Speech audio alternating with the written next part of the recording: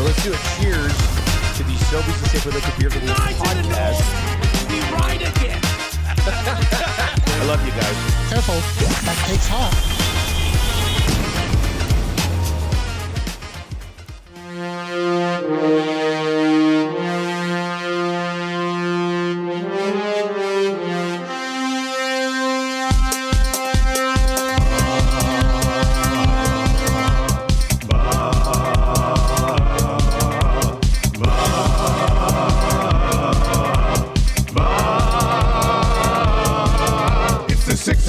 Check-in, come on, let's go. It's the AM Nasty Big Hello. It's not static, AM radio. It's the Coolbet Red Hot Nielson Show. Let's go.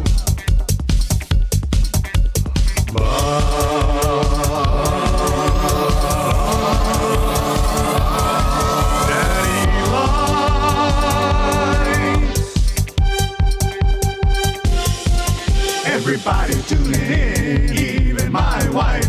Mommy likes too. And those Macromella intros are cutting like a knife.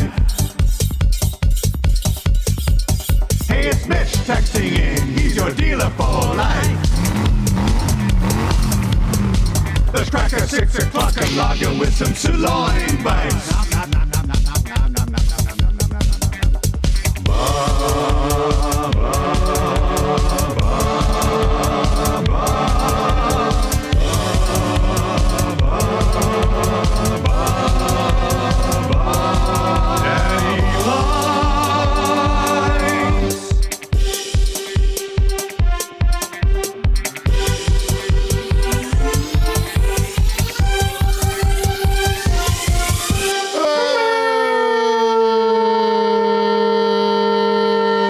What's up? Happy Tuesday. Creed Tuesday. Tombstone and Creed Tuesday. You know what? We're playing some Creed today. Load them up. We're playing some Creed today. It doesn't even matter. We're playing Creed today. Who cares if they lost? No. Yes. No. Yes, we are. Yes, we are. No, you. No. Yeah. Oilers fans last night watching them lose to the Sabers. No. Yeah, that's a tough one. That's a tough one. But like if it's 6 or 4 in the morning, if you're sitting there going, God, I'm already hungry. May I suggest the value menu at Popeyes? Popeyes Louisiana Kitchen. It's our studio. Meet Reed in the parking lot. Go find Reed. He spent 3 hours there yesterday on his day off. Knocking on his window. Yeah. Started waking up. All right. Well, you know how we do it. 780-218-9999. 780-218-9999. We do have a busy show for you today. And obviously more of the discussion on a loss to the Buffalo Sabres. If you're watching on YouTube, hammer the thumbs up for us. We would very much appreciate that. And if you're listening on TuneIn or iHeart or at EdmontonSportsTalk.com, please just send the link to EST to your friends so they too can hop in on the fun. Maybe some of those idiots still don't know that we exist, even though we've been doing this for a year and a half. You can text us in the Paris Jewelers inbox. Flexible payment options, as in do not pay for 1 year. 22 stores, 4 provinces, West Edmonton Mall, Kingsway, Londonderry, Sherwood Park Mall, and St. Albert Center. Check them out, www.parisjewelers.com. And the Nielsen Show today and every day is brought to you by South Fort Chevrolet, where it is not car month, it is truck month, which comes with deeper discounts and lowest interest rates on Silverados and HDs. 0% financing for up to 72 months on Silverado Custom and Custom Trail Bosses right now. And the Silverado built here in Canada. So you got to love it even a little bit more. Drive a little, save a lot, and just get a hell of a good deal at South Fort Chev. Visit their website, www.southfortchev.com. Fergie over in the Nancy chat says he took down a double stacker yesterday. Great value. Yeah. And you know what? At A&W, where you win your text of the day today, Surveyor Brett bumped into the Godfather getting a fantastic deal on a game day. That's some nasty royalty meeting out in the wild. It really was. Yeah. I've heard from both of them now. Godfather let me know that he met Surveyor Brett, and Surveyor Brett let me know that he met the Godfather. May I? A conch for Surveyor Brett and his family right now as well. Yes. I'd like to put that out there. He'll be in on the hangout. He's going to have a hangout on Friday, I think. Yep.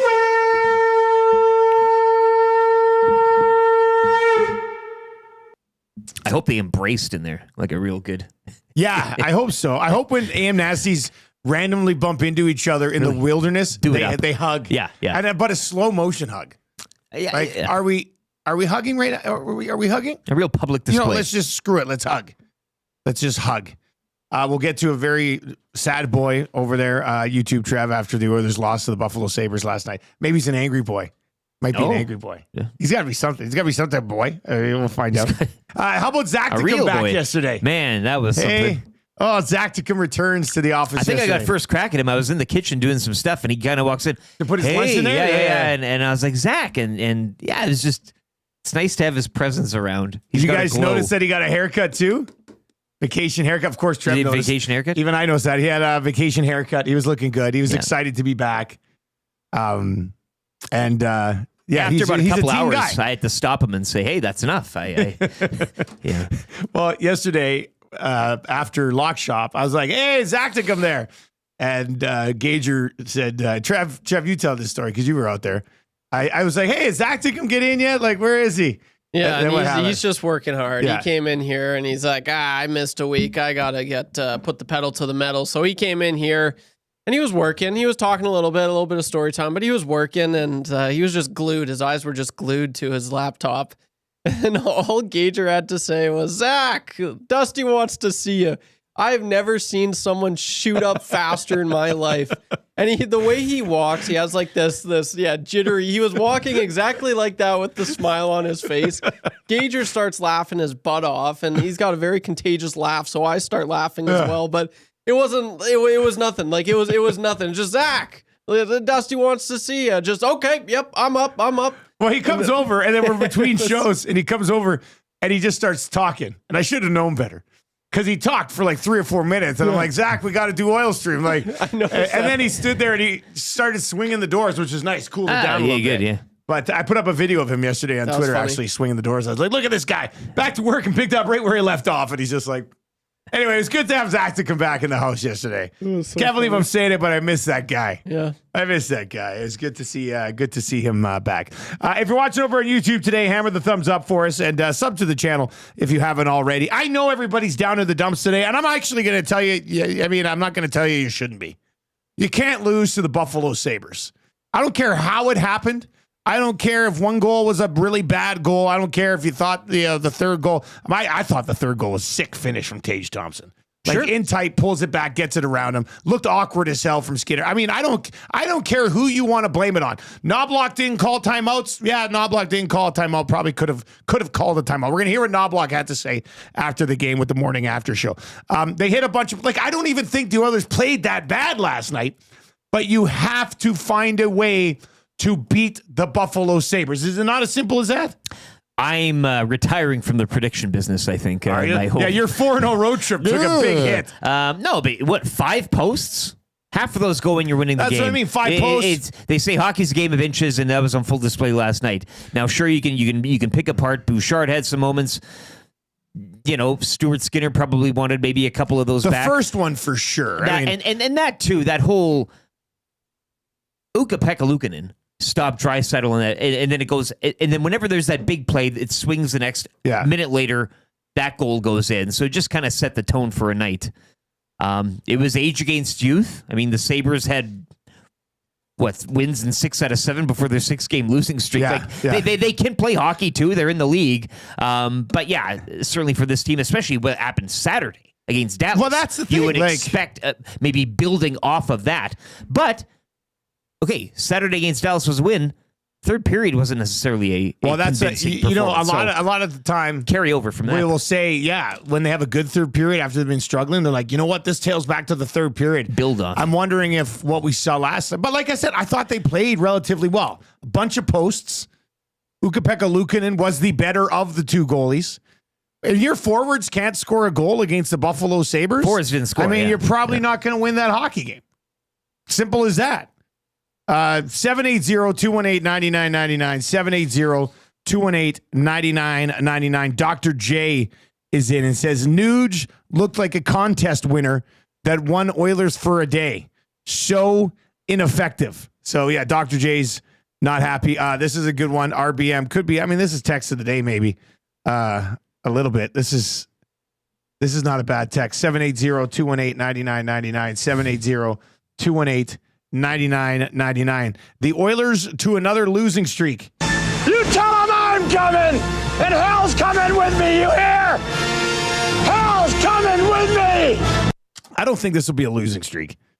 Like, I could see if they were heavily outshot by the Sabres and didn't hit a bunch of posts and the goaltender, but you need to find a way to beat the Sabres, but I didn't think the Oilers were awful last night. They had a few moments that didn't have a backfire. And the Podkolzin turnover inside the blue line, I thought was really, I know people were all over Bouchard and Skinner on that play. The Podkolzin turnover started it all. I mean, Podkolzin's not a skilled enough guy to be trying to drop it back to Draisaitl, who's swinging high in the offensive zone. That's just a dangerous spot to do that in. I thought what was actually really exposed there was Bouchard's skating. Like, he just doesn't. You can tell in that situation. Too, like, I thought he could be a little stronger on that. And then they knock it right over to Tage Thompson, wide alone in front, and he does a little drag and then gets it around. I thought that was a high-end finish. From a good player. But yeah, Tage Thompson's he's a goal scorer. Good players. Goal scorer's goal in tight there. I think it's you asked if Trevor's going to be mad or sad. I think it's more of a frustrating let's find loss. out. You know, let's find out. YouTube Trev, give us the gauge of the Oiler fan right now. Where are you at after that one last night? I'm frustrated. That's frustrated. That's what he said. Yeah, he nailed it. I said frustrated. I'm very frustrated. Boom. That was good. Yeah, no, LT, you got it. Yeah, right on the head there. Yeah, that one's annoying. That one's very annoying. Annoying's a good way to describe that loss. That one's annoying. I'm frustrated, man. Like the first period, I was like, okay, like they were buzzing. They were all over, and so that's why I'm not. It wasn't like the road trip off of the Four Nations. That wasn't the Oilers showing up in Philly or Tampa or Washington. There's a lot more oomph in their step, and you could tell. And I hate to be that guy, but if one of those posts, go in, it's the truth. They didn't. I want to say they didn't, obviously, but I mean that changes the game drastically, especially how many they hit. So. They gotta, be better at that, I guess. But it was annoying. I was very annoyed. They should have won that game. They could have won that game. And I mean, it's just simple mistakes and just not capitalizing on their chances. And then and that's the thing. Buffalo did. They had little chances, but they capitalized on them. So yeah, back to the drawing board. I don't think it's going to be a losing streak. I'm still optimistic. I know you guys asked me how are we feeling. I'm like, they're back. Yeah. And they are back. That's what I was going to start the show today. They're not back. Yeah. Oh no. This has been them all along. Back. This is them. This is frustrating. Them. Yeah. That's just who they are, and the world continues to spin, and I continue to get mad and annoyed every other game. It seems, but whatever. It's okay. It'll be fine. They'll be fine. I'm really annoyed. They should have had that one. Second most disappointing loss in the state of New York last night after the Lakers dropped one to the Nets. Yeah. This is what happens when you don't have the league MVP. Things like this are going to happen.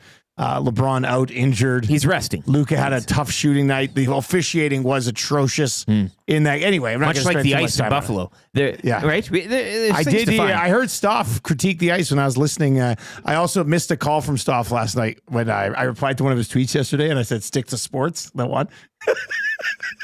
And I did a bunch of laughy emojis after. Like it was a clear joke. And I was putting the kids to bed last night. I look at my phone, missed call from Stoff. He texts me. He goes, "Are you ducking me?" LOL. I said, "No, I'm putting my kids to bed. Relax." He goes, "Yeah, what did he say?" Something like, "When did all Canadians become a-holes?" I said, "It was a joke." He goes, "I know." All right. I mean, but he was probably rattled from the loss too.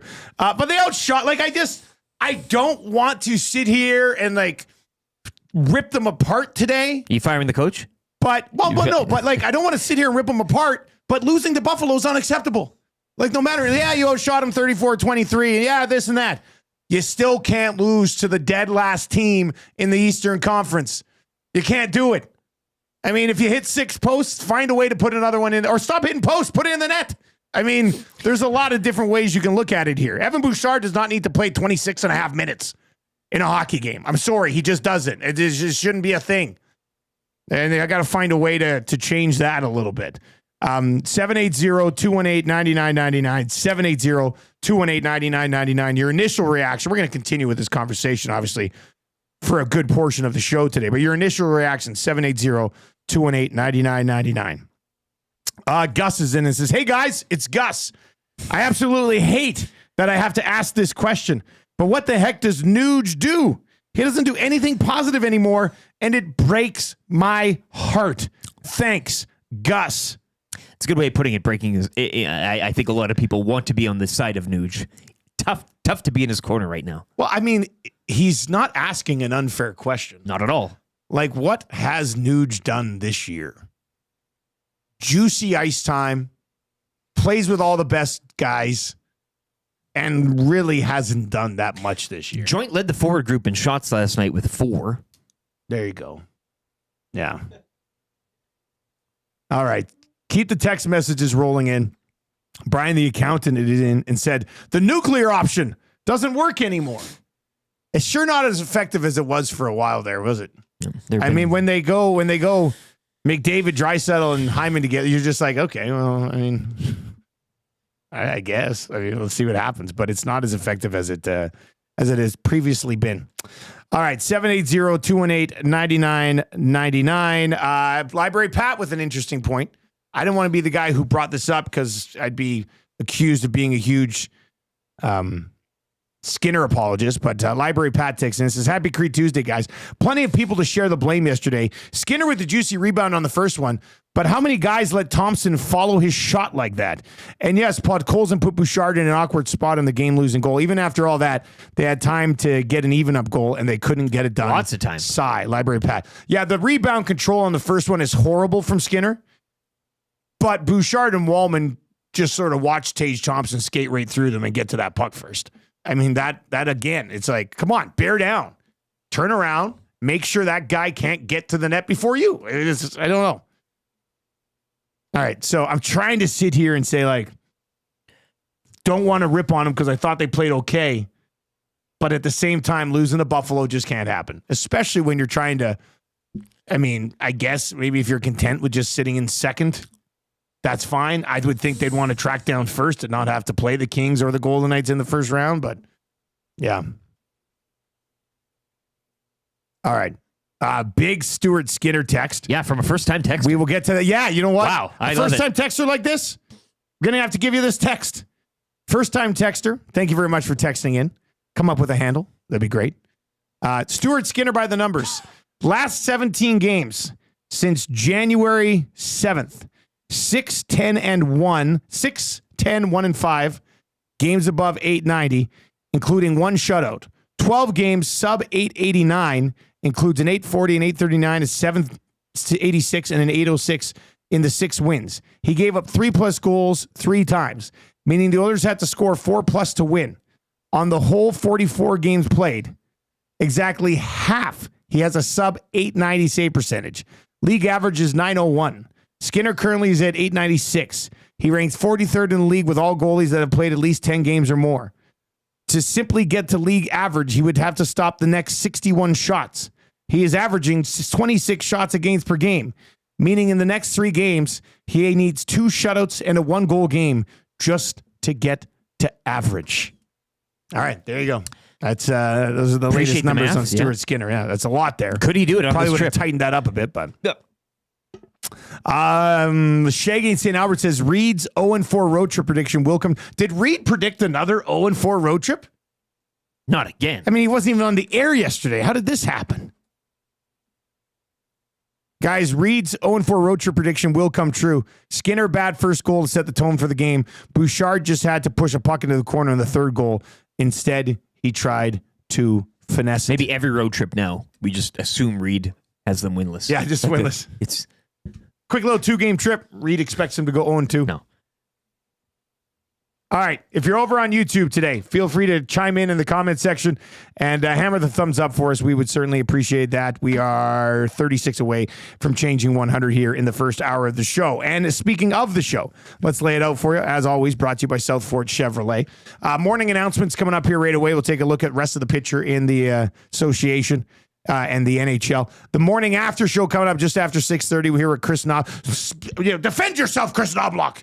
We'll get into that. Hey, an extra time out though for Thursday in Jersey, eh? Right? Fired up for Gemco Fireplaces. We'll get into that. Jamie McLennan A little bit of a travel week here for Noodle, so he's going to join us today. Button will be tomorrow. We'll go Jamie McLennan for Pro-Am Sports just after 7 o'clock. The Fan Zone for fansfirst.ca. We will dive into another play of the day with Coolbet. Outside of Oilers betting, it's been really good for me lately. The Oilers have just completely crapped the bed for us, as they did last night. Huss hit another lock shot play of the day, so we've hit 10 in a row. 10 in a row. And he had the Leafs, and they won in a shootout. Briar Tuck strikes again. Weekly confessions just after 7:30 today. Mike Tenier. Yes, Mike Tenier. We're going to catch up with Mike. NFL free agency began yesterday. We saw some significant movement. So we'll get to Mike Tenier from the Too Deep Zone. Kind of easy trivia. 3 questions too many. It's race week. Gager's obviously fired up. We'll get him to break down the goals against last night. We'll talk some race week. Down under. Marmot Basin Snow Report and the wrap for William Huff. So busy show today. Let's dive into your morning announcements for 100.3 The Bear, Edmonton's best rock. Yukon and McCord every single morning. And the lovely Jess Jackson on the way. So the kids yesterday, I guess they would have been driving home from school or to basketball. And they were with Tam. I met them at basketball last night because I had a meeting in the afternoon. Actually, I'll tell you about this place I went for the meeting. A very cool little Irish pub. Irish pub. Yeah. Had a great mac and cheese at an Irish pub. Did you take out that Boston accent again? I did. Hey, everybody here having a wicked hot day. Anyway, we'll get to that. What was I saying? Oh, yeah, they were listening, and Tommy popped up on Jess's show. Yes, yeah. And Elizabeth's like, they're talking about our station because they mentioned Edmonton Sports. Like, she was very excited about that. The Muzz is always draped in her EST swag. She's a cool dude. What can I say? With those Nikes on, too? Yeah. What a drip. Oh, yeah. She's the most drip I've ever seen in my life.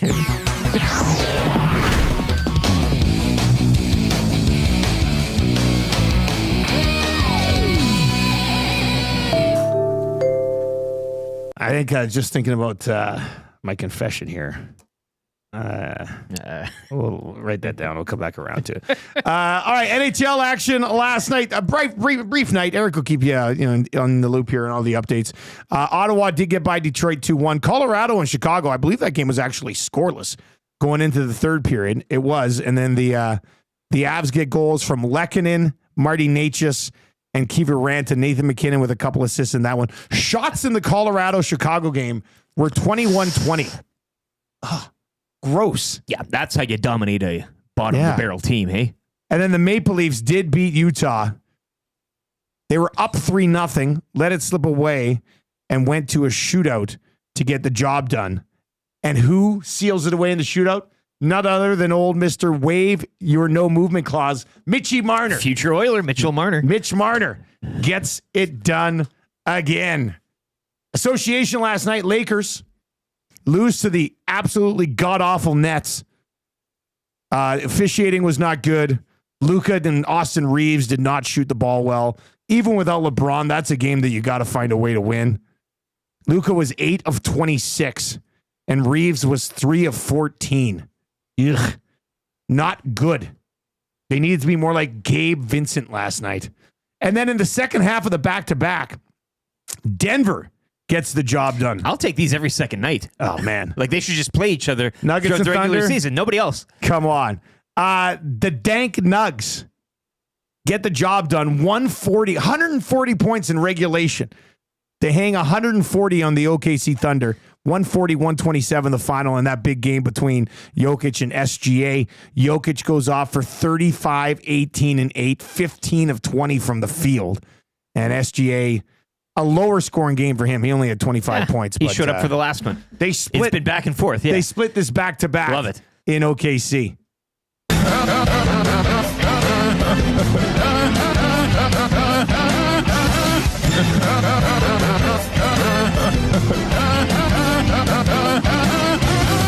Jamal Murray, a cool 34 as well. Yeah, Jamal Murray looked pretty good last night. You know what was kind of fun last night? We were watching this game while I was blow drying the Muzz's hair. It's one thing we like to do. We watch sports and blow dry her hair, and then if we can get her hair blow dried quick enough before Marshall gets out of the bath, we can have a little bit of a cuddle. Daddy-daughter So she time. always, she likes to slide in, and we do a little cuddle watching basketball last night. But there was a lot of times watching that game when I pointed to her, I said, that guy's from Canada. And that guy's from Canada. And that guy's from Canada. Yeah, it's actually littered with. Yeah, that game last night, they're some of the best Canadians in the league right now. Should have so that sang was the anthem before the game. You know what? We should have. We should They have. Yeah. All right. Keep your text messages rolling in, and we'll get to a few more of those as we work our way through the show today. And over in the nasty chat, Shaggy in St. Albert says, I have no confidence in this team to do anything right. I'm not sure anybody takes Oilers' losses harder than Shaggy in St. Albert. He lives them. Yeah. He wears them. He lives them. I heard some quite a bit, I think. That ulcer is pulsating. It's a tough one. Get those pills like in Dumb and Dumber. Why don't you eat up and we'll tell you. The nice thing is I think the coach is getting frustrated. I don't get Bouchard being the beneficiary at all, but after 3 different coaches finding a winning team, I find it hard to throw coaching into the blame category. It's an enigma of the team. Yeah, you know what? I know Hernan, I think, brought it up last night because they were seeing on a post-game show a little bit. Like, they're not changing the coach here. You need to find a way to win with a coach eventually. And they almost won with the coach last year. Like, Chris Noblock is a good coach. He's been a good coach, at least for this team. And yeah, there's times nobody's perfect. And last night, if you thought Knoblauch I was surprised he didn't call a timeout. I mean, I thought he was going to go there. And the reason would have been like screaming at him too post game. Well, I tried to find that. This has got Draisaitl hitting the bench in Florida all over again. I haven't seen that yet. Does somebody have the video of McDavid? Apparently, during the broadcast, there was a brief glimpse of him like looking around type of thing, but I never saw him engaging straight and yelling at Trev, Knoblauch. did you see him at the end of the game? He was saying something. He was I missed fired it right up. at the end. Yeah, I was looking for it. No one clipped it or anything, but I was curious. I was like, oh, he's. Did it look like he sort of glanced in the direction of the coaches? I thought he was talking to Knoblauch. Well, it's like because he like put his arm up and he was like looking. Yeah, but they're buddies, so it's the justification there, I guess, of it is like McDavid and Draisaitl hadn't been out on the shift before they pulled the goalie. They had Matthias Janmark on the ice with 2 minutes left when you're down a goal. I mean, if you want to criticize coaching. Now, the other thing is, who else you put out there? Like, you're going to be coming out with McDavid and Draisaitl and Nuge and Hyman. Like, you're coming out with that group. Bottom line is, like, the only other forwards you have are those guys who can't score to save their lives. So I guess they have to be on the ice in that 2 to 3 minute window before you bring the other guys out with the empty net. But you know what? I think if this group gets pissed off a little bit, that's a good thing. They're not pissed off enough. I think, like, when they're struggling, they don't get pissed off enough. So, I don't care about any of that stuff. I think that's fine. 780-218-9999. Big Uke says, McDavid was fired up, and Twitter did make the decision that Connor is mad at Knoblauch. Yes. I do like that. That's where they all get, That is how it's confirmed. Makes sense. I'm sure I'll be able to track it down. Somebody sent it over. Yeah, here we go. Let's McDavid to the bench. One glance over, and he kind of put his arms out like this. So, I'm not going to read too much into that, but yeah, it looked like he was a little bit frustrated. I'm sure some people on X right now are like, I think he's going to leave because of that. Like, calm down. Well, the word frustrated and fed up involved in the X video. Okay. All right, great. All right, let's get to a sports update. And oh boy, this is exciting. We're going to dive into this game a little bit coming up next. It's the morning after show. Maybe a little Creed to get us going too. Yeah. And then fired up for Gemco Fireplace. We're going to go there before 7 o'clock this morning. Jamie McLennan just after 7 o'clock today. Keep the reaction coming in. Let's pound this box this morning. It is the Paris Jewelers inbox, 780-218-9999, 780-218-9999. If you're watching over on YouTube today, smash the thumbs up for us and do not be shy. Hop into that nasty chat. We are 25 likes away from changing 100. I think we can do that here. Let's get to the update right now for Kidsport with Lieutenant Eric.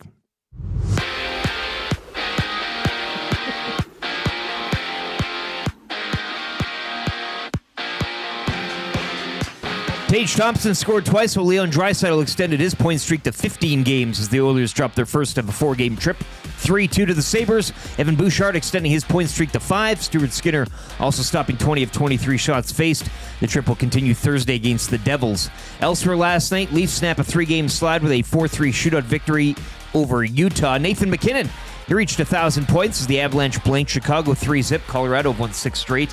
Linus Ullmark, season-high 48 saves as the Senators edged the Red Wings 2-1. Detroit have dropped 6 in a row. 11 games around the league tonight. Of note, Vancouver at home to Montreal in an all-Canadian affair. Avalanche are in Minnesota. Rangers visit Winnipeg. The Penguins are at home to Vegas. And the Kings host the Islanders. Lakers drop their first since losing LeBron James with a strained groin. 111-108 on the road to the Nets. Luka Doncic finishing with 22 points, 12 boards, and 12 assists. Raptors over the Wizards 119-104, and another battle of the top two in the West saw the Nuggets emerge victorious 140-127 over OKC. Nikola Jokic 35 points and 18 rebounds. 4 games around the NBA tonight, including the Cavaliers looking for 15 straight wins when they host the Nets. That's insane. Another 15-game heater? Like, just come on. Casually, that's how they do.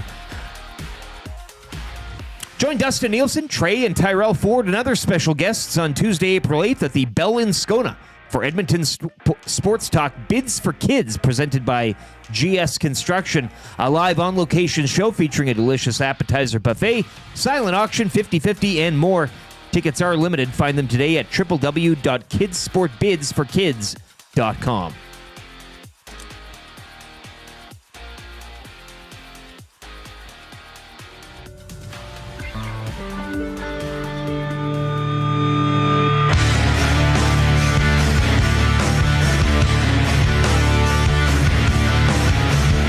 How dude. I'm your Huckleberry.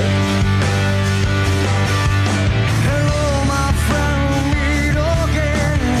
It's been a while, when should we begin? Feels like forever.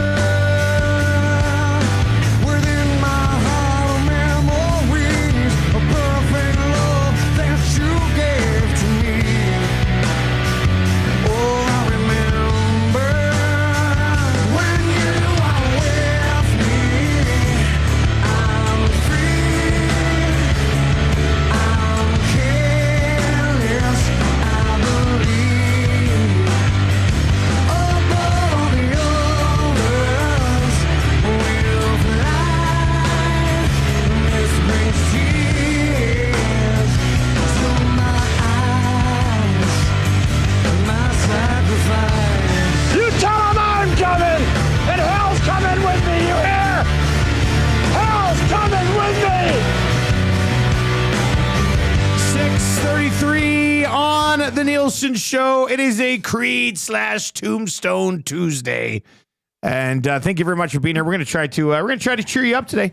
Always difficult the morning after a loss to a horrible hockey team like the Buffalo Sabres, but we will do our best. We will do our best for you today, and we'll have a busy day here at Edmonton Sports Talk, as per usual. The Nielsen Show brought to you by South Fort Chevrolet. Drive a little, save a lot. That Kidsport event is going to be terrific. Bids for Kids. Myself, the Ford brothers, working on a couple more guests to join us. I mean, you don't lead with the appetizer buffet. First of all, so we did this last year. This is the first time I did it last year. Mark Connolly is the MC, and then they kind of turn it over to us, and we will be streaming live on the YouTube channel. But for everybody who's there, it's awesome. You come in, we'll have the speaker set up. You can sit there right in front. You can ask questions of Trey and Tyrell Ford and whoever else we end up getting. But I remember last year at the Bell in Scona, the appetizer setup was delicious. Like, I was like, oh my God, this is a real fancy little appetizer. Yeah. So you come on in. We're raising money, obviously, for Kidsport. There's a silent auction. There's the appetizer buffet. There's a bar there, so you can have a couple drinks. And 50-50. It's not a big room. It's sort of like a little intimate atmosphere. 50-50 makes any event. Yeah, there's a 50-50. You know it's legit. That's an event. You know it's legit. It's gonna be a good time. What's the address again for tickets? Because we'd love to get a bunch of nasties out here for this thing. Okay. It was well attended last year. But let's get some of the OGs out here for this one. This should be a good time. www.kidsportbidsforkids.com. Kidsportbidsforkids.com. Sabers.com is where you can get your tickets. And you want to come and chat with Trey Ford and his brother and hang out with us for the evening. It's only a couple of hours. It's on Tuesday night. Casual event. Yeah, what are you wearing? Like you'd be casual. Skechers? You Casual. gonna get your Nikes? Or you do? How would you kind of go about addressing this? I'm probably going to go Nikes, jeans, and my classic sweater, my suit hoodie, jacket with the hood. yeah. That's what I'll be doing. I think that'll be a lot of fun. So yeah, it's a very chill event. Yeah. So yeah, join us. It should be a good time. Kidsport bids for kids.com. Look at Bones. Last year was great. Really enjoyed it, and Kidsport helped so many. Yeah, it's a good event. So yeah, make plans. It's Tuesday. The Oilers aren't playing. What else you got to do on a Tuesday? Come on out to a nice little. Maybe you'll event. bring your Creed records. I mean, bring them up. We can go over them in the parking lot. It'll be a fun time.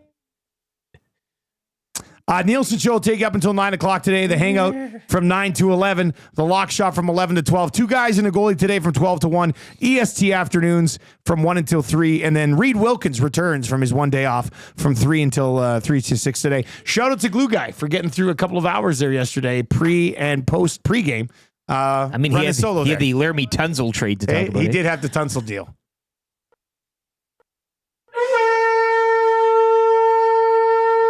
Wait, now you're conching people? Did you just conch Glue Guy? Is that what that was? Sorry, I kind of out of nowhere. That's good. No, good for Glue I don't know Guy. if I've ever heard you conch somebody. That's terrific. Yeah, I never have. Oh, you're really coming into your own here, Trev. I think we need more conches in the first hour. You think? Yeah. Well, I mean, if people want to request a conch. Yep. And I wanted to conch definitely here for Glue it. Guy because he absolutely crushed it. I texted him right after. He was awesome. He had so much swagger, so much confidence. He looked like a true pro because he is one. All right, 780-218-9999. This text is in and says, morning, guys. Checking in to EST from Raleigh, North Carolina. Dumb Pete. That's in from Dumb Pete. We added a couple yesterday on the map, eh? We got Nicaragua in there and Plezen, Czechia. And I don't know if we have Raleigh. Mailman Dennis is in Europe. Hamburg and Copenhagen, Denmark as well. What? Hamburg, Germany. All right. Well, what a morning. Nasties all around the world. So thank you very much for that. All right, let's get into your morning after show. This is not what you wanted to hear today, but here we go. Got to do it.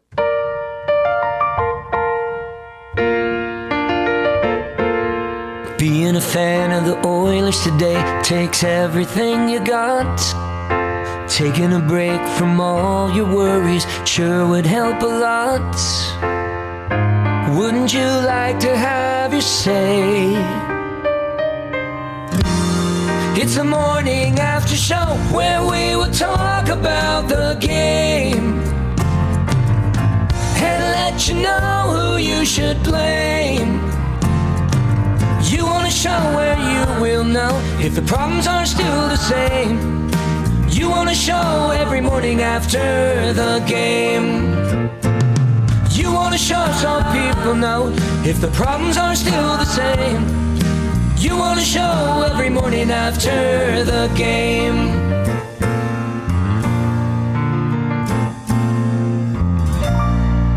All right, we're going to dive into this loss to the Buffalo Sabres. But first, a bunch of conches rolling in today. Jocelyn says, a conch for Jay, busting out of the hospital today. Yeah. I love to see it. Big Maple wants me to conch Trev for doing the conch. And Dex over in the Paris Jewelers inbox, a conch for my maple syrup production.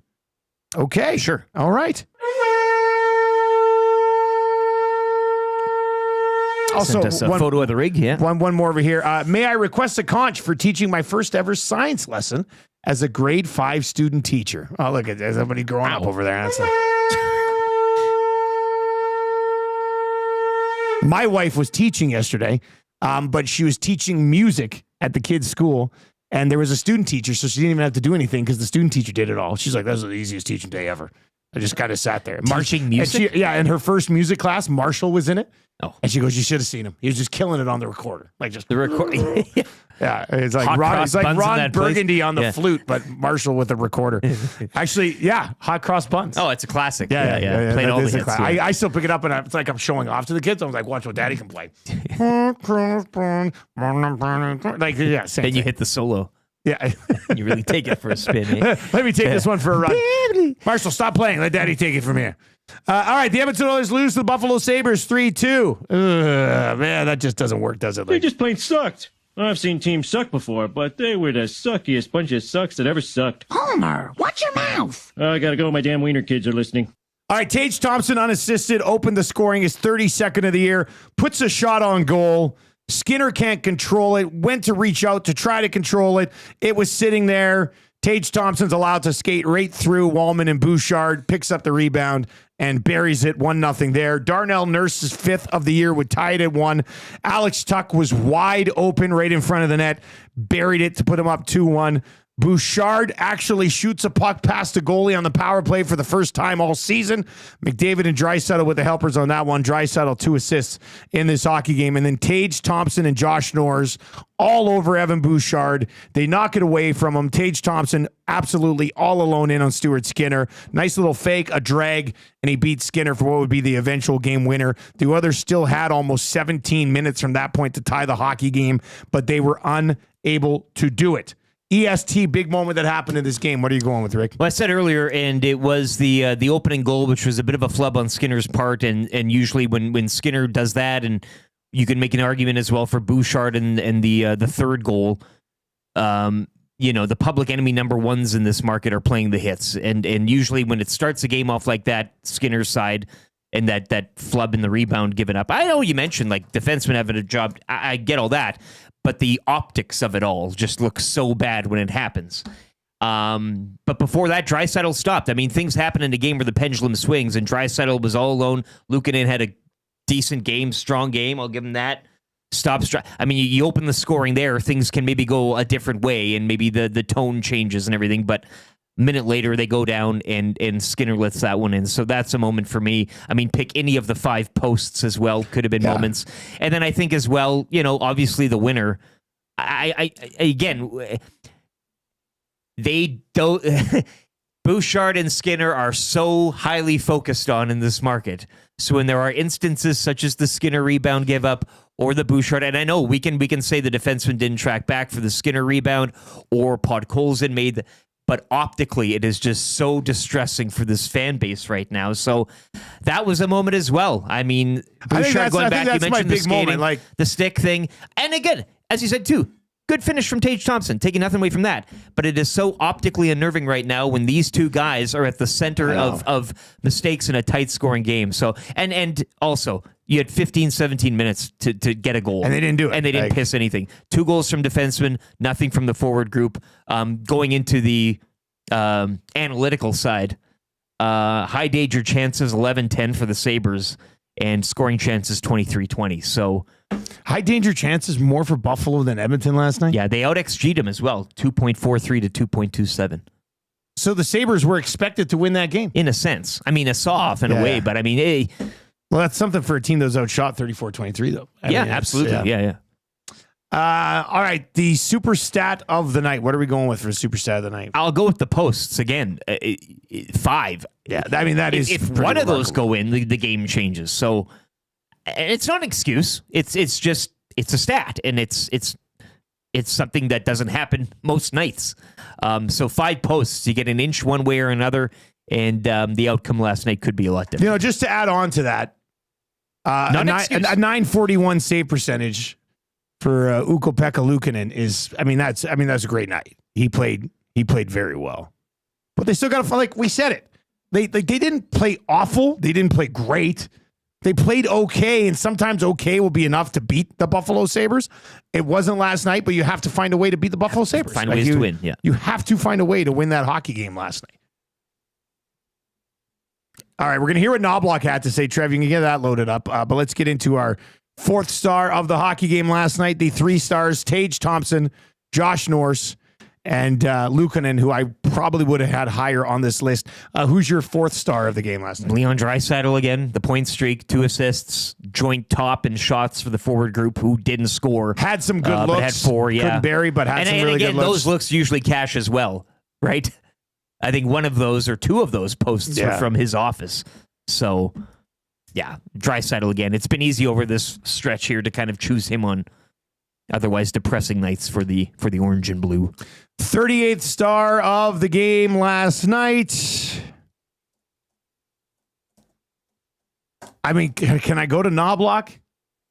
Can I go to Noblock not using the timeout? Obviously, the team was looking for a timeout. And I know those who are saying, here's why he probably didn't use it because McDavid Dress out there. And I still think in those situations, just because you're so used to having a timeout called in those situations, call the timeout. I think he was probably overthinking it a little bit too much. Seemed like an automatic. Like when they didn't call the timeout the first time and then they got another icing right away after, I was like, I was almost thinking, well, that's a sign. Like take your time out here, discuss things, and go out and bury one. And yeah. So yeah, I guess I'll go Knobloch maybe. I don't know what that thought process is though. He said overthinking it, but what again, we all do the same joke. Oh yeah, get the timeout the next game. You don't. Yeah. So what Yeah, I don't know why he wouldn't have done it. I'm curious. All right, well, let's find out if he was asked about it. I'm not sure. Let's hear what Noblock had to say after the game last night. We're chasing for the entire game. What do you think contributed to that? Turnovers. I think we controlled most of the play. I think we had a lot of time in the offensive zone. I think we had more chances. But what we didn't do is just the kind of mistakes that we made. And you look at the turnovers. And the turnovers that led to scoring chances off the rush, and I don't think we spent very little time in the defensive zone, and I think we've done a pretty good job on that. But just the puck management and giving chances off the rush was a big story tonight. For Thursday, how do you go about making sure that those mistakes are cleaned up? Well, we got a couple days of practice, lots of time for some video, but I don't think any of the video is going to matter. I think we've been talking about it a lot. It's just about guys executing and finding that it's important part of the game. Making a play, making a nice pass, it's important. It's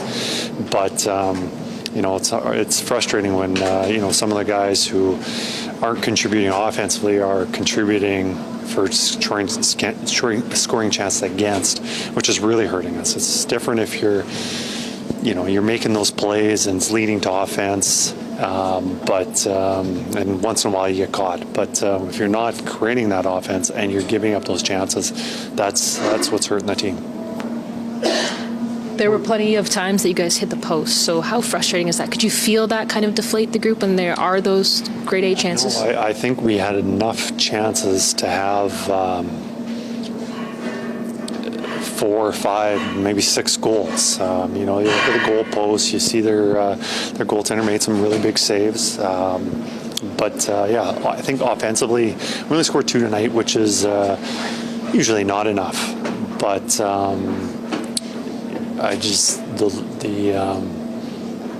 the chance that we give up were just self-inflicted. All right, there you go. That's Knobloch last, kind of a nothing burger. Comments from last night from Knobloch, as in-house post game with the coach there. So they're not gonna push him as much as maybe some other members of the media would. But yeah, there you go. That's Knobloch last night. 780-218-9999. 780-218-9999. Probably overthinking, one of those typical, we're losing, we need to find the tying goal, let's play the big boys a ton things. So yeah, I do have time for call the damn time out. Yeah. Well, if you want to chime in on that one, 780-218-9999. They out hit Buffalo 23-13. So they're hitting.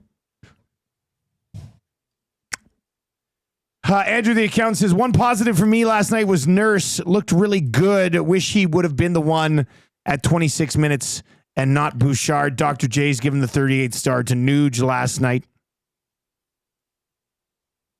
Collingwood Rob is in. Former Oilers goal scored compared to new Oilers secondary scoring. Oh boy, you don't want to. You don't want to necessarily see that. We don't need to get into Holloway's got 20, McLeod's got 14, Fogel's got 18. Yeah, you bag. Yeah, I mean, they're getting more opportunity. Bonnie Dunran blames the Zamboni driver for hitting the end board with that delay of game. Understandable. Up the routine, screws up all the...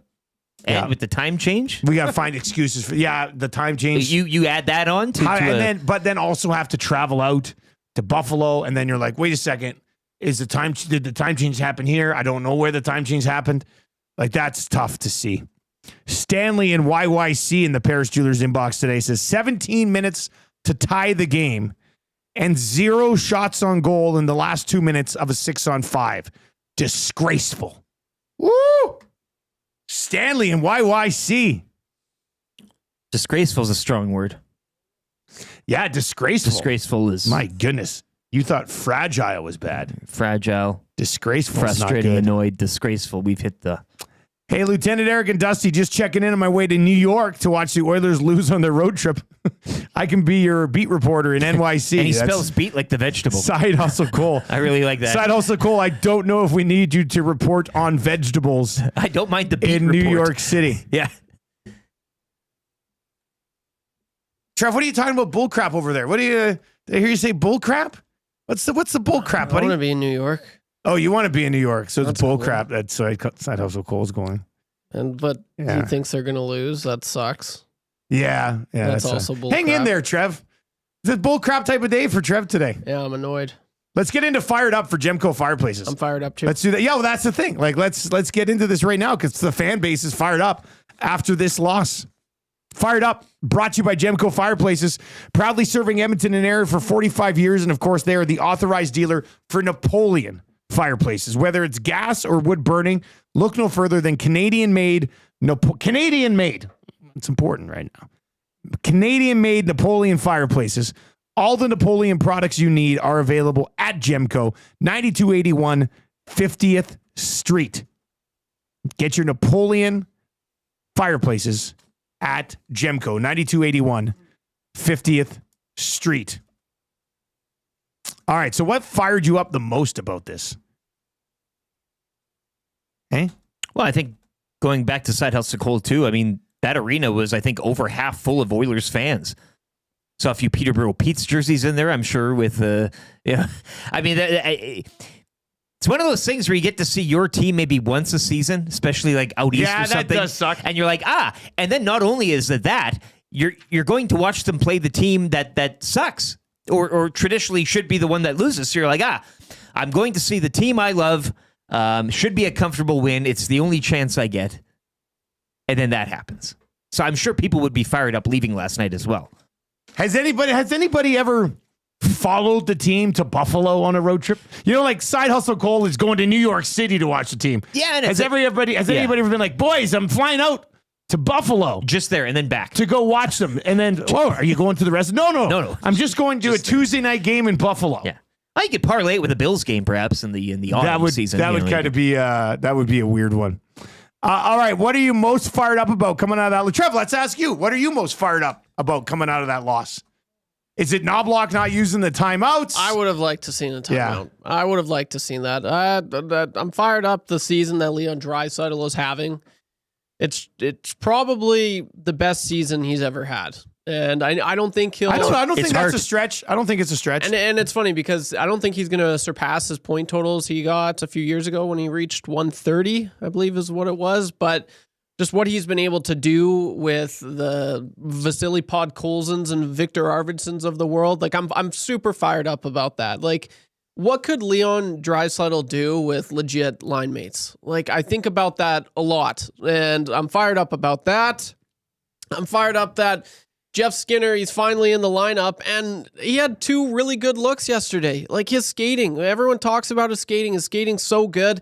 They're not putting him in when they're losing. And, I'd like to see him in. I'd like to see him in way more. Put him in the top 6. I'm fired up about that. You are. What else, man? Add it to the list. I'm not trying to, be Chris Noblock or, this is what he should do. But there's been a few things as of late that I've disagreed with.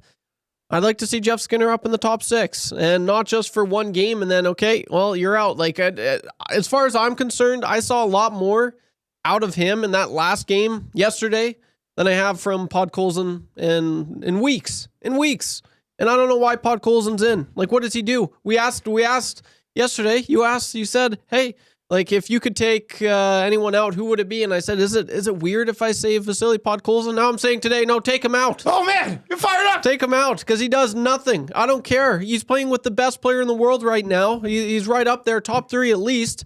And look at the stats that he's been able to put up. Nothing. It's nothing. It's embarrassing. So get him out of there. A few other things I could go on about, but I'm not. Okay, I'll leave it at that.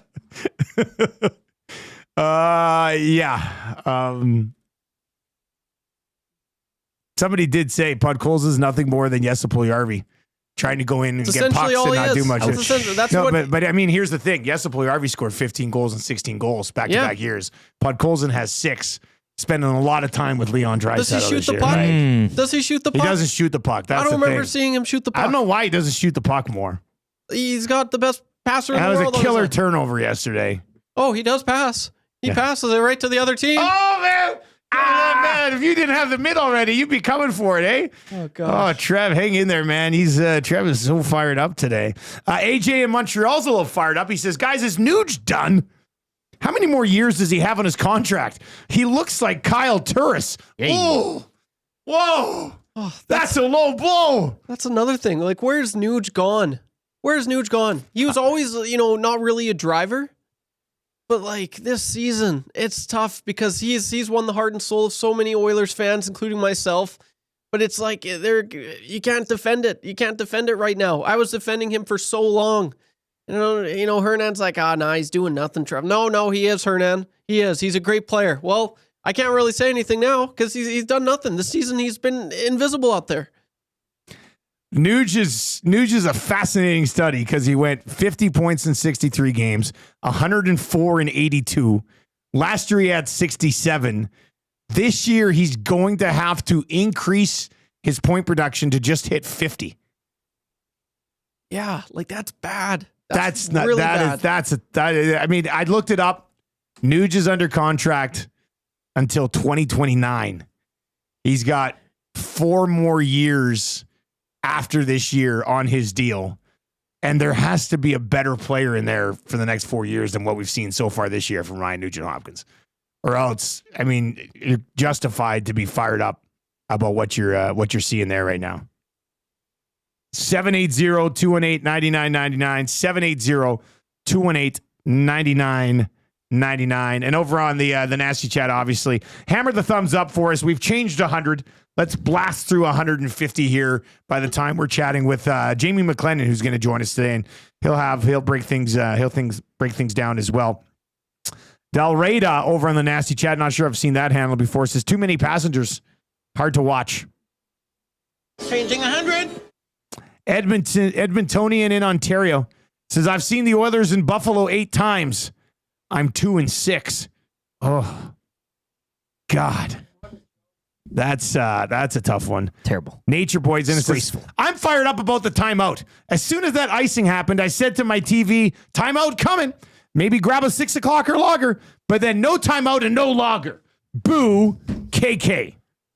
I like how he ends the text with boo, KK. Yeah. Like when they didn't call it the first time, I guess we shouldn't be surprised that they didn't call it just a few seconds later. But I thought they might be like, you know what? That's just an opportunity. It's like a sign. Let's just call a timeout here and reset things. And they had a close-up shot of Noblock right before the whistle. And he was like, He's like, what's he doing? Like, he was like, should I call it? Was that a mistake? Should I? I was very intrigued. Why would you not call a timeout there? If he's thinking about it, that's what I was wondering. Yeah. If you're nervous about it, just call it. Yeah. If you're nervous about, just call it.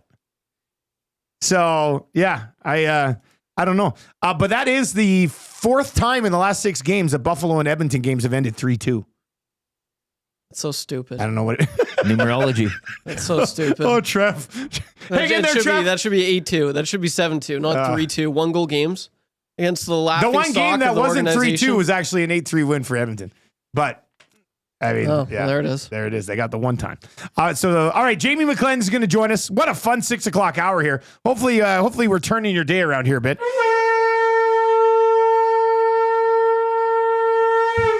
Hampton Steve says, guys, I love Nuge, but he is struggling this season. That said, out of Draisaitl, Nurse, and Perry, name me any Oiler that are having good seasons. Yeah. Even McDavid is struggling compared to his usual expectations. Yeah, but Nuge is, I mean, you're right. But Nuge is supposed to be one of those guys. Like, you look at the Henriques and the Janmarks and the Browns, they're not playing on the top power play. They're not playing on McDavid's wing the entire play season.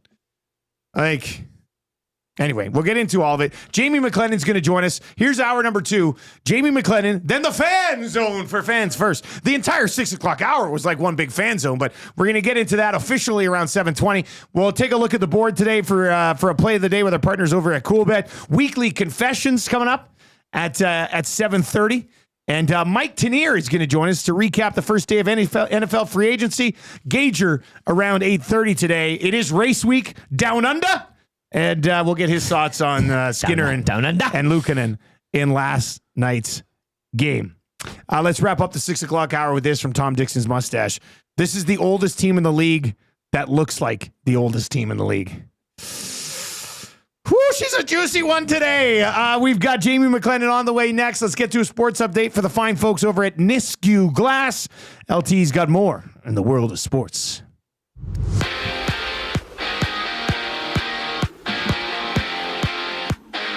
Tage Thompson scored twice as the Sabres would defeat the Oilers 3-2 last night to kick off a 4-game road trip.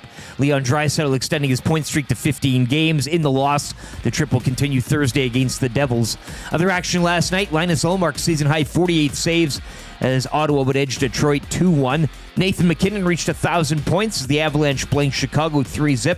Colorado have won 6 straight, and the Leafs snap a 3-game skid with a 4-3 shootout victory over Utah.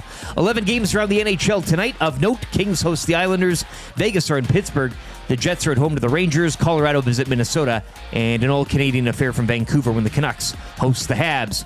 Lakers drop their first since losing LeBron James with a strained groin, 111-108 to the Nets. Luka Doncic, 22 points in the loss. Raptors over the Wizards, 119-104. And the Nuggets topping the Thunder, 140-127. Nikola Jokic, 35 points and 18 boards. 4 games around the NBA tonight. Cavs look for their 15th straight win when they host the Nets. And some NFL news and notes from earlier this morning. The Vikings added defensive tackle Jonathan Allen on a 3-year, $60 million deal. Sports Update brought to you by Misc Glass. We want to thank EST and all the listeners and viewers. What better way than to give them a deal? Mention Edmonton Sports Talk or present your Nasty Club membership for a 10% discount on windshields, glass, or any of your window and door orders. Call us today to get that ugly broken windshield replaced or to start planning your winter and spring renovation projects now.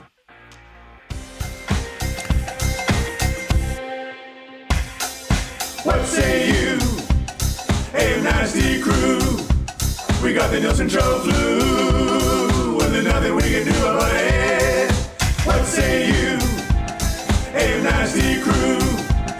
My wife thinks I got better things to do, but there's nothing I can do about it. We're tuning in on TuneIn, we're listening online. We catch up with the podcast when we fall behind. We're texting in the nasty chat, what's on our mind. 780-218-9999. No more interference from corporate interest. Just Tussy and Eric and all of the bad cats. Like Wyshynski and Noodles, Gavdik and Gage. Maybe it's Bubba to Coolbet to make a little wager. We can't wait for the Monday Mandate. Shaggy's always on time, Tommy's always late. Would you like a cup of tea? Forget about the old place. Hey, we were number 1 in the text race. We don't miss all the commercial breaks, but we sure miss Nickelback today. We want to hear some hot takes and we want to hear Renee. Why not hold the neck up when I want to kiss away? Beat up the tire fire and remember that name. We love every goal song, but what about the games? Macramel, Rapaport, Dragger, Engineer. It ain't Christmas season, but they sound like reindeer. But then there's my cousin and the tales of the North. All about him giving present, Dusty go forth. What say you? AM Nasty Crew. We got the Nielson show flu, and there's nothing we can do about it. And there's nothing we can do about it. And there's nothing we can do about it. All right, 7:05 on The Nielson Show. Thank you very much for being here today. The Nielson Show brought to you by Southfort Chevrolet, where it is truck month. If you're looking for a new ride, 0% financing for up to 72 months on Silverado custom and custom trail bosses. And truck month does come with deeper discounts and lower interest rates on Silverados and heavy duties. The Canadian-made Silverado. Drive a little, save a lot at Southfort Chev. If you're looking for the best deal you can possibly find, I'm telling you, it's at Southfort Chevrolet. www.southfortchev.com. -2 in the Edmonton area today, up to +2 for this afternoon. Maybe a little bit of snow in the forecast on Thursday, and then it's not cold right now, but it starts to warm up again next week. You can text us at 780-218-9999, and we'll get to a few more of those text messages as we work our way through the show this morning. Over on the YouTube channel, hammer the thumbs up for us. The messages are flying in. The Deutschland Dangler over on YouTube says 15 freeloaders on the Oilers clown bus. Coach is relaxed like it's a spa day, and Skinner's turning the net into a welcome mat for deflating stinkers. So if you're wondering how it's going today, that's how it's going. H.E. Pennypacker wants the real reasons why Noblock didn't call a timeout. That's a good idea. That's a good idea. Yeah, that's a fun text game today. The real reasons Noblock decided to not call a timeout in the final 2 minutes. 780-218-9999. Get creative with them. You could win A&W text of the day. All right, Jamie McLennan joining us today. He's got a bit of travel this week, so we're going to bring him in on a Tuesday. Brought to you by Pro-Am Sports, your locally owned sports memorabilia and apparel specialist. Check out the new spring headwear styles arriving now. New Era, 47 and more. They have every profile that you're looking for. We're talking fitted, we're talking flex, adjustable, and snapbacks. Located in Edmonton at the corner of St. Albert Trail on 128th Ave or online at proamsports.ca. All right, I think Jamie McLennan probably just been watching for a couple minutes, but Noodles, you probably got a pretty good grasp of how a loss to the Buffalo Sabres is going over in the city today. Yeah, I can see that. I mean, you have a strong game for 50 minutes against Dallas, and then you end up eking out that win, even though they were the better team for most of the night. So then, you travel across the country and play 2 days later against the third worst team in the National Hockey League statistically. So that looks like it's an easy layup. And, hey, we're proud of ourselves. We played well, spirited against a top team in the West. And Buffalo finds the way to beat you. And to me, they beat themselves. Those were turnovers. Those were bad plays. There were, non-emotional plays. And let's be honest, they had some opportunities. They hit some posts. I still would like to see guys bear down on plays. I'll give you an example. RNH has had glorious opportunities, and if he just wanted to bear down on it, you've got to find a way to find the back of the net instead of hitting a post or the goaltender making a good save. Evan Bouchard continues his very casual play.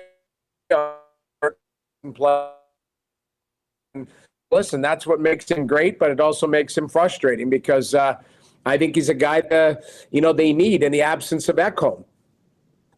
Yeah, I mean, you look at what's going on right now on the back end. What have you thought of Wallman first couple of games? Let's just go there for now. I've liked him. I'm not cutting out him. I could call you on my phone. You cut out a little bit. You did cut out a little bit. You want to try to connect on the phone? Yeah, maybe because this Wi-Fi in my hotel is junk, I think. So I'll use my phone. That might be better. So Let me call right back. Okay, so you're gonna connect back in on the video on the phone? Yeah, on the video on the phone. Yeah, Let's do that. Yeah, there we go. Noodles. Because I'm mad. I'm mad about last night's game. Yeah, I know you want to get fired up about it. Okay, connect back in on your phone. We'll have Noodles come back in on the phone. Even he knew the Wi-Fi in the hotel was kind of during that Bouchard part. Was you got it. I know. That's I thought he was talking about Nuge, and then comes back around, and it's like that's why they miss Ekholm. I was like, wait a second, what's going on here? What hotel Wi-Fi, man? Hotel Wi-Fi can really mess with you. If you need to know Western Canadian hotel Wi-Fi, I can give you a pretty good read on it. Yeah, like Regina, you've mapped it. The Delta in Regina, horrible Wi-Fi. Delta in Winnipeg, not bad Wi-Fi. Calgary, Weston, decent Wi-Fi. Noodles, where are you right now, actually? Philadelphia Wi-Fi, and it stinks. So, let me finish my thought there on Buffalo. To me, I just think that they need more from, some of the players that are very key. And last night, they outchanced them. They did. If you look at the underlying numbers, and to me, I get Sport Logic sent to me every period.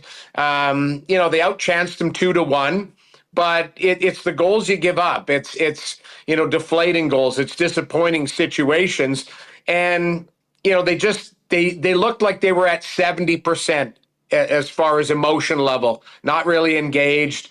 And you leave 2 points on the road. I don't know what 2 points means to you right now. If you really want to catch Vegas, if you don't, if you're more, settled into playing LA in that in that first round, I don't know what the thought process is from the fan base, but I think you need to worry about your game just rounding into shape. And last night it just looked a little bit sluggish. Your thoughts on Stuart Skinner as well? Obviously, a guy under a magnifying glass here, but 23 shots, 20 saves. Outdueled, I guess, by Ukko-Pekka-Luukkonen. And you mentioned the shots too, but the chances didn't really reflect the shot total last night. But just your thoughts on his game as a whole. I think his lateral movement gets exposed a little bit, and that's you look at the Thompson goals. To me, I know they're not. There's mistakes that lead to these chances. So, Arvidsson turns the puck over. Bouchard's casual on the play, and then Skinner can't make that save.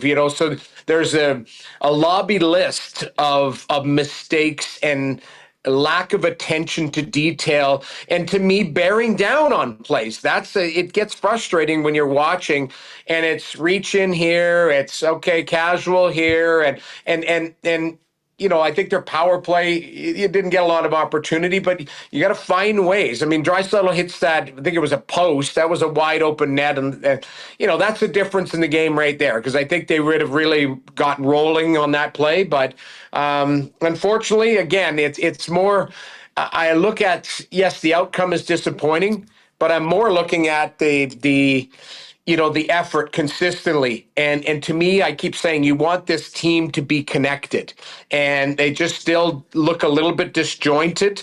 You ask about Wallman. Yeah. I really like Wallman. I think Wallman's going to be a really perfect fit.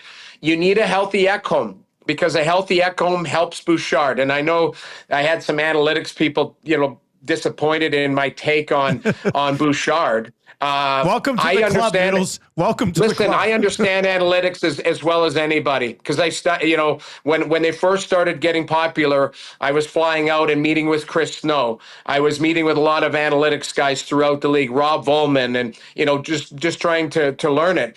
But I'll also take 17 years pro hockey on the eye test too, and understanding the game and understanding systems and how, and for me anyways, how one play can affect three other plays.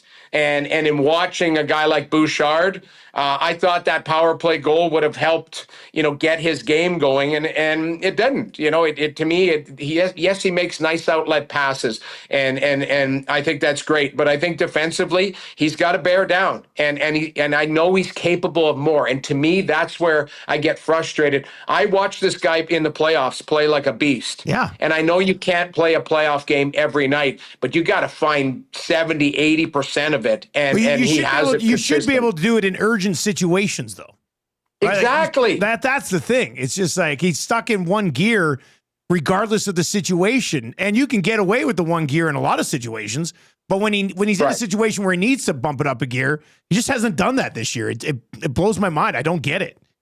It does. And it's like I say, it's disappointing. It's not because I dislike the player. It's the exact opposite. I know he's capable of more.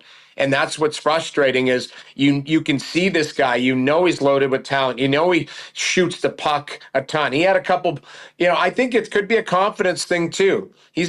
Twice he walked into the slot in the first period yesterday and tried to pass it off. This guy shoots the puck 98 miles an hour. Like, it should be a shot first mentality, and then we'll see what else happens. But he gets a good opportunity in middle ice, and it's like he's trying to force feed it to somebody in the corner. You're like, okay, like I get the confidence issue, and I understand that this isn't just, believe me, that loss last night is not Evan Bouchard's problem. To me, it's a group that needs to find some consistency within their game. He's part of a big part of that group. I look at McDavid, I look at Draisaitl, I look at all of their top players. I look at RNH. I think he's stuck in second gear. He usually plays in fourth gear. He plays in fourth gear. Like lately he's played in second gear. And I think there needs to be more urgency in his game as well. So there's lots to blame to go around, but there was some bright spots too. And I do like Wallman. I like Jones. I think Jones is trying to be a difference maker. And I just you want more improved play from the guys that are the core of the group. Noodles, you mentioned Skinner's lateral movement, and we've talked about it a lot. What is he? He's 26 years old.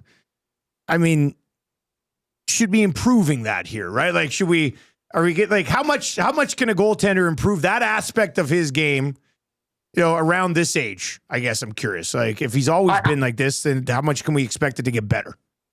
Well, do you remember a couple weeks ago, I was kind of a goalie nerd talking about the butterfly and being flushed and stuff like that. That all can be improved. Increased flexibility through, working out, through working at it. I watched Mikhail Kiprusoff again, firsthand as his goalie partner and then as his goaltender coach. Watched Mika for hours stretch. Hours. I'm not lying, and I'm not over exaggerating. Sometimes there's stories that grow in legend when he stretch for 10 minutes and people say it's 10 hours. That's not the case. This guy stretched for hours daily because he knew it was a part of his game, and that's what he was amazing at. I think he can increase his flexibility, and with that will increase his lateral movement.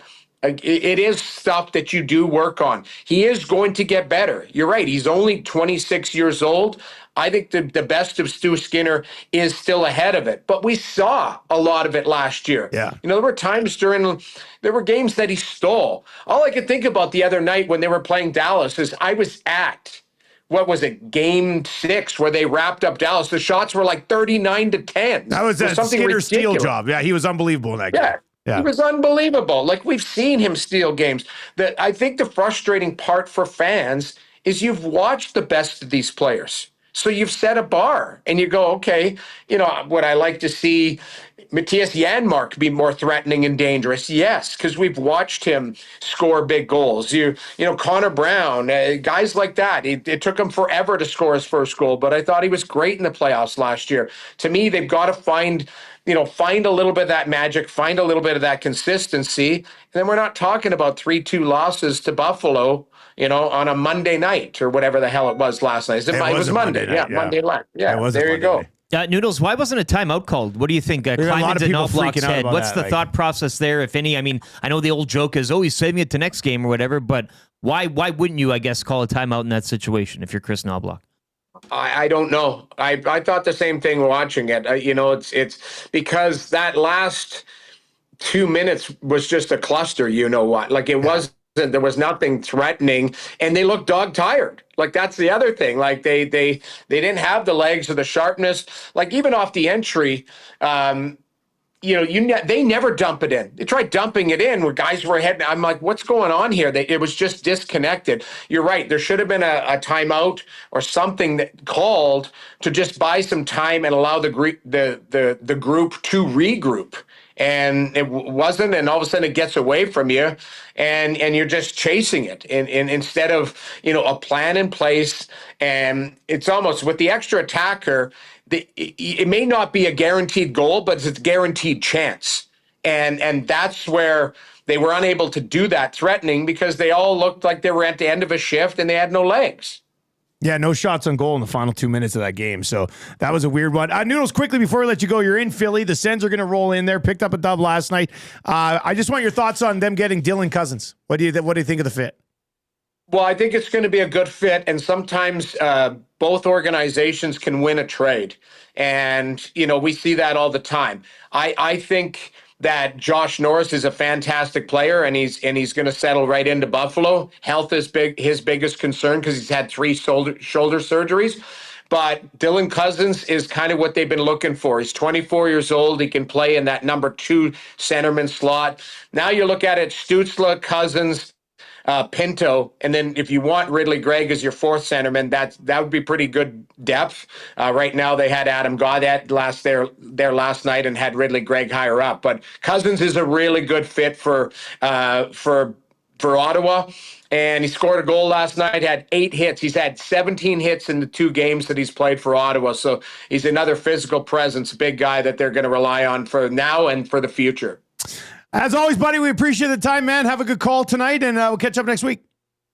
I'm glad my phone was able to work because I was getting worked up and I could see myself sticking and you guys looking at each other as like, is this guy talking? I was getting so mad. That's when you call a timeout. That's a veteran move. You called the timeout. You're like, let's reset. I called a timeout right there. I was like, I was fading. I was tired. The legs weren't there. There was no chances. So I called a timeout on myself. Bounce back strong, too. Bounce back strong. All right. That's the key there. Thanks for having me, guys. See you later, man. There you go. That's Jamie McLennan. Obviously, one of the hosts on Overdrive and does a lot of color work for TSN hockey broadcast as well, and joins us every single Tuesday or Wednesday, usually here on the Nielson Show. 780-218-9999. Let's dive into the fan zone for fansfirst.ca. By fans, for fans, no fees. Let's continue this conversation straight out of that Oilers chat with Jamie McLennan.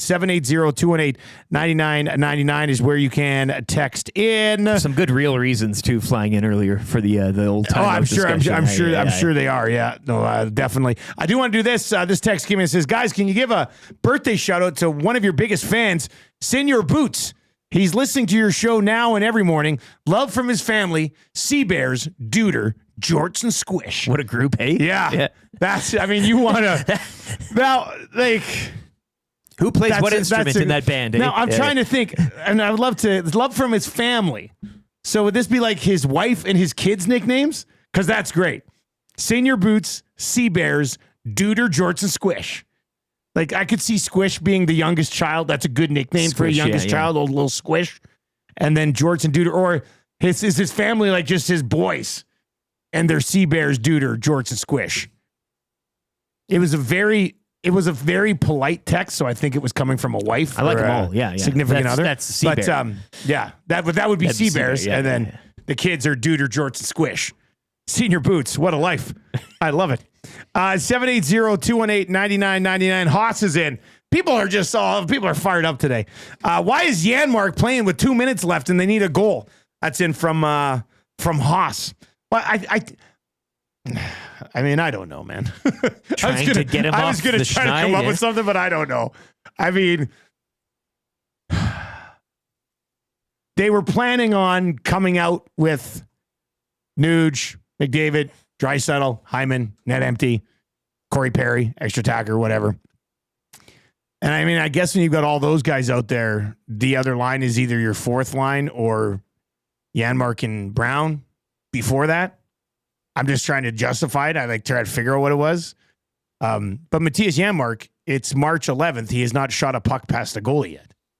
Probably shouldn't be on the ice when you're down. I mean, you want to put him on the ice to protect the lead? Hell, I don't care. Do whatever. But you'd almost when you're down, I mean, there's got to be better options. Hasn't shot a puck past the goalie. I mean, he hasn't. I'd rather be the guy that's said haven't scored.